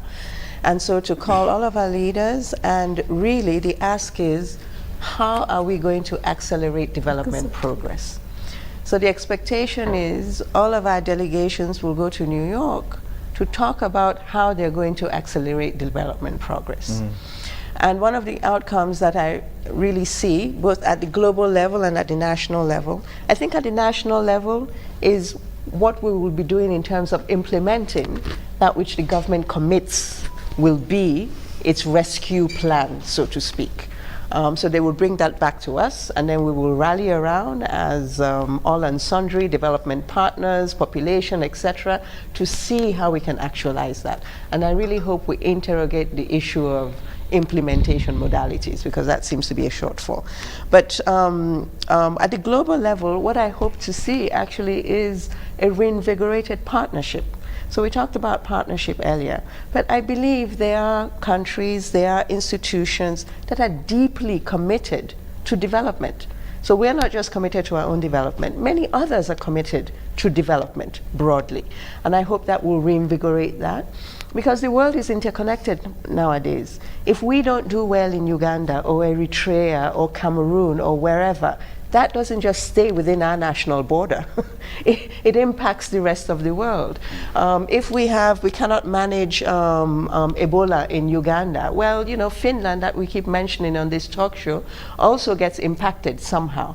So there is really a place for global solidarity. If our young people cannot find jobs, other parts of the world are also going to be impacted. So I think I'm looking towards reinvigorated partnerships. And one last thing, I think you asked about Eritrea before, and I couldn't really give you a good answer, but when Prof was speaking, something came to mind. Something we're not talking enough about. For me, of that 5, they're all important, but people is fundamental. And when we talk about people, really I'm thinking about culture.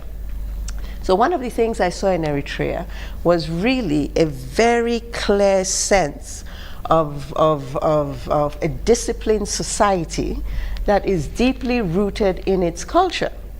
And that really allows it to pull as a society towards common goals. That discipline in society is truly helpful.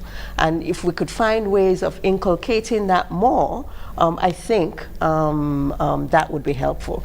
Of course, Eritrea is a very different place. Those mountain tops have been inhabited for more than 2,000 years, continuously. So it's one of those places where the codes of society, of what you do, how you do it, how you don't do it, etc., is really very inculcated. But I think more effort in that sort of area would be helpful. Thank you very much. Right Honorable, the summit, the benefits to Uganda, in your view? One, it is one global platform that we are going to meet as leaders in charge of implementing our SDGs, that we come to share the success stories, but also share challenges. And this is a global platform where discussions go on, and you are able to even attract partners who can come and work with you on particular issues, depending on how you have put your case clear. And also UN or development agencies also pick it at that, including World Bank and other development agencies. For us this time, we are going to, as a country, we're going to pay a lot of attention and focus our discussion on the slogan of the SDGs, leaving no one behind. And we shall explain clearly issues to do with the parish development model, where we think that everybody will be brought on board when we succeed, because it has gone for those who are really at the back, those who are far, and making sure we reach to everybody. But we're also going to put it to the world, issues to do with the how as a country we are accelerating inclusive actions to leverage the advantage of science and technology and innovation, so that we attract different partners to come in this area of science and technology.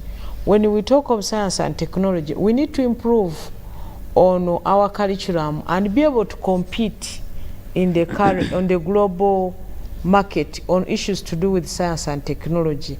The world now has taken on the issue of you don't have to be physically present at a job to work. But how have we tapped into that? Yet we have so many unemployed youths who have gone to school. But how have we helped them to be able to access jobs without them showing physical presence at the workplace or even going for interviews? These are things that this platform will help us have people to come in and help us in this area. When we talk of innovation, we have people who are talented. Yes, we have the law. Yes, I know we have not really done so well on enforcement, but how have we helped them build their talents in terms of innovation, but also the talents? And when we talk of science and innovation, how have we as a country positioned ourselves to be able to have to reduce on the importation of so many of what we import? Don't we require some of the development partners to come and help us, like having some modules in the industries? Instead of importing certain things, they should be made here. But our university is ready to do that. So we are going to use this as a platform also to have some of the development partners to come and pattern with our universities to be able to be producing some of these modules so that that can be used by the people who are in the manufacturing industry instead of importing them from wherever we import them. All in the effort of having import substitution, but also in the effort of employing people in the different sectors, not being there so present, because the way it is, that's what we do here. And that also will help us also improve also our value addition using on our products of partnership development model using science and technology. So we want to have science and technology take on the whole of what we do in government, issues to do with the e-governance, value addition, but also issues to do with the improving our curriculum and being able to compete at the global level. So we are going to put a lot of effort in that and make sure we sound it in the ears of those who can hear, but also follow it at even after the summit. Okay. I'm going to give each of you just 2 minutes to be able to wrap up. I'll start with Professor here. Hopefully you can also make a call to ownership of these SDGs as individuals, starting with you all the way to... Thank you very much. I think as I observed earlier, we have taken them up. We've taken up the SDGs. We have attempted to domesticate them or adapt them to inform our policy making framework, to inform how we do things. And I think what we need to focus more is what Goal 16 says, the strong institutions. We need strong institutions to deliver these SDGs. Of course, we have to work collaboratively, and we hope that people going to New York will come back and tell us what are the real strong institutions. You've seen already governments are working together with universities, they're working together with civil society, they are working together with development partners. But we need strong institutions to safeguard and to make these SDGs sustainable, even beyond 2030. Oh. So I think that is very important, but otherwise I appreciate that it is a very good aspiration for all of us to work to, but finally they will need resources to implement. So as we do the other things of economics, financing, let us generate and build a viable economy that speaks to having good governance that doesn't disrupt the economy, so that the SDGs can continue. Thank you very much, Professor. Andrew, over to you. Thank you. So I think my opinion would be to our leaders who are going to attend, we need to break some barriers, especially the traditional barriers. I think we have a challenge with the global economic governance systems and structures. The IMF, the World Bank, and others. We need to move away. We need to change how we access the funding, the ratings. If Uganda is rated credit-wise, B, for example, and if you look at the money available, just about 5.2% of it is only being given to African countries, yet we have the biggest numbers of poor people, struggling economies. This is a structure problem, and basically how the developed world sees us and how their structures are. So please, as you speak, as we try to push, let's push them to ensure that we have an all-inclusive global governance structure whereby the Right Honourable can also have a say in the allocation of resources. The Honourable can also have a say in the rating, credit-wise, of our country. I think with that, we'll be able to stand at the global platform. The SDGs are good, and when you read them, when you internalize them, when you read the Vision 2040, when you read the NDP3, you think, wow, I want to be in this country. I want to be here. But what it takes, we must walk that journey up to where the summit is and ensure that we realize those fruits for the ordinary Ugandans, for the private sector, for everyone. We must have a good society. Thank you very much. Madam Resident Coordinator. I think our development agenda should be dear to all of us. Obviously, it's important how we make progress. So I am glad that we're talking about this. I agree that SDGs, at least we all recognize SDGs now in our world, but I would hope that we'll have a lot more debates on really what it means and how we're progressing towards it. I think we mentioned a number of really important issues here. The partnerships for me are key. No one sector is going to do it all, so we have to find ways of making sure that we come together more productively to be able to deliver on this, and come together in a way of mutual accountability to one another. I think we've talked about sort of rigor in our implementation. That's important. We should look at that because it's hard. Something I want to mention is these things are hard. It's not that they're easy and somehow we're just missing it because it's easy. No, they are hard. So then investing and making sure that progressively we can make the progress that we want to see and ask ourselves the hard questions. And money, of course, is an issue. Uganda just launched the public investment financing strategy. Maybe that's something that we really should be looking at and really making sure that we are implementing this one and learning and moving forward. And of course, we've mentioned that there are a number of global challenges now that we face. This credit rating, it's true. I mean, recent studies have been done. It's quite unfair what is happening. And of course, we should push to make sure that we can change this. But first and foremost, I think, is doing that which is within our hands immediately to do. Focusing nationally in our context. I like the mention of the East African Community, the African Continental Free Trade Agreement, really focus on what can move us forward that is available to us now as we work for some of the bigger constraints that we have to face. Thank you very much. Honorable. To the international community, I think what we need is openness and transparency in all these negotiations. Let us talk what we really mean in our heart. Let it not be one-sided, where most developing world are just taking. We must negotiate a win-win situation. We are also saying, if we really want to address this, since our contribution in, let's say, in environment in Africa, the contribution is only 4%. Why can't we do a debt swap? External debt of Uganda is about 47 trillion.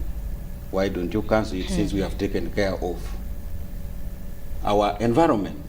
That is the international community. Openness, transparency, and also financing, the obligation. We talked about Green Climate Fund, Adaptation Fund, Global Environment Facility. It is not coming. Why can't that, can we speed up? Why can't we speed up that so that this money can reach Africa with less conditions? To our local people here, let us do small things for big impact. Small thing is, let us work to have clean cooking, access to water.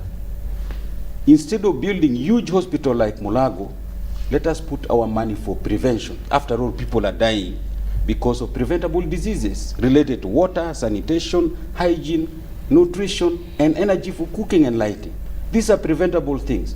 Why should we borrow loan to build a big hospital with no drugs, with no nurses? Let us prevent these things locally. For the civil society and private sector, if the people are dying because of indoor air pollution, because they are lighting using paraffin, let us give them solar lamps the size of this bottle, especially to mothers. That is practical action that will help us. Finally, as a country, we know that resources are not coming in. What we are going to generate is also very little because we have not addressed three things: energy access, transport system, and industrialization. Let us put our money where we can generate more money than going for high interest loans and consumption. I think that will be very important. In conclusion, all these things must be done without corruption. Thank you very much. Right, Honorable.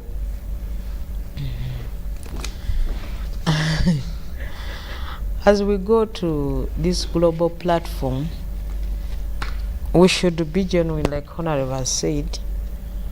Let's be genuine to ourselves, but also let the international community be genuine to each other. We've had the issue of SDGs. First of all, Millennium Goals, then SDGs. But when it comes to mobilizing resources, the international agencies that lend money, they lend Africa at a higher interest rate, and they call it that it is more risky to lend to Africans. But yet we commit our governments and pay back this money. And yet to other continents, they lend at a much lower interest. To the extent that when you compare what they lend to us in Africa and the other world, we pay extra 90 billion US dollars as Africa, above what the others pay on average annually. That's too high. We're all human beings. They should look at Africa as a continent that contributed to where they are. We didn't do it willingly, but that's where we find ourselves. Why I also insist that they should be genuine to the cause. We go to this platform and we talk as equals, but when it comes to something affects Africa, what is the response? The response, it takes too long, and we have to plead and whatnot. Yes, it's not our money. But when it comes to issues to do with let me give an example, the Russia-Ukraine war. There was a drama around Europe, there was a drama around America, and within just 1 month, they were able to mobilize 500 billion US dollars, pushed to the countries they wanted to support, and they supported. But when we are here as Africa, even within 8 years, they don't give that to us. And then we come on a platform and say, here we are the same. I think they should be genuine to the words and live by what they are saying, if they are really genuine to what they are saying. So, but equally to our side as Africans, we need to be candid to each other and also be true to ourselves. Because what is happening, you find countries in Northern Africa prefer to get milk from Europe, leaving milk with their brothers and sisters on the African continent. They prefer to go and get coffee from outside Africa, leaving the best coffee in the world on the African continent. If we are also genuine to each other as Africans, let's trade amongst ourselves. Let's first strengthen trade amongst ourselves, use the African Union platform and the different agencies, and after having that trade amongst ourselves, let the surplus be the one we export. But if we also run to deal with others and we don't deal with ourselves, we give chance and platform and energize the others to come and undermine us. Let's be true to each other. So as we go out, I'm not discouraging Ugandans that we shall not, but I'm just being sincere to you, and the message is sent to those where we are going and our brothers and sisters on the African continent, so that as we look at the agenda of the SDGs of 2030, 7 years to go, we also strengthen ours of 2063 of the African Union, because they all score in, the interests are the same, the aspirations, the goals are the same, and most importantly, in our culture as Ugandans, you have to first mind about your business before you mind about others. Let's mind about our business as Africans, work hard and better and smarter as Africans. Then that's when we shall earn more respect from those who don't look at us as development, as partners in this on the global platform, but look at us at a certain level. They place us where they are, sometimes because we give it to them. I thank you. Thank you very much. Ladies and gentlemen, thank you very much for coming through, and thank you for submitting your different opinions there. But from us, I want to thank the technical team that has been behind making sure everything goes well here. We'll end it with this, one by one, makes a bundle. Good morning. Good morning.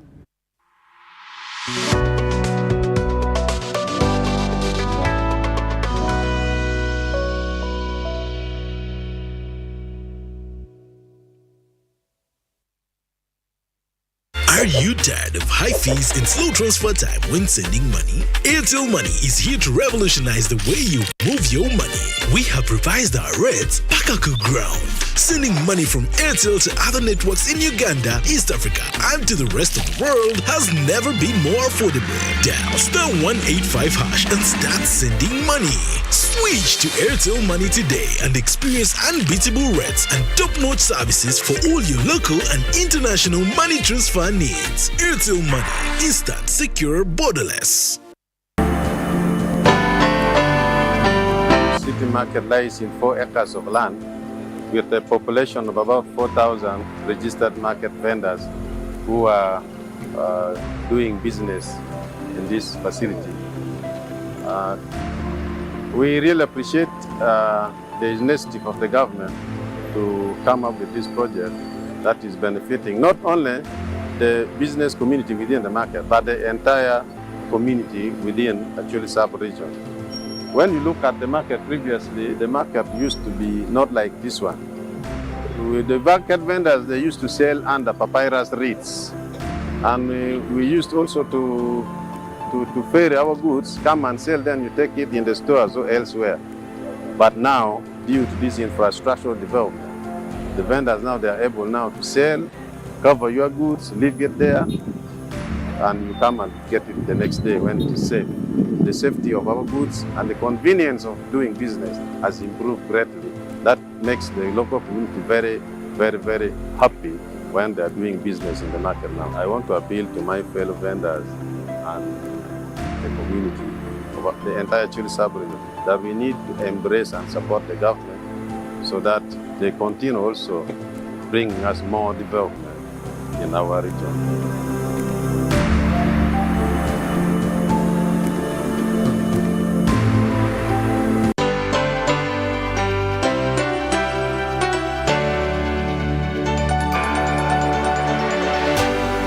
UBC, inspiring Uganda.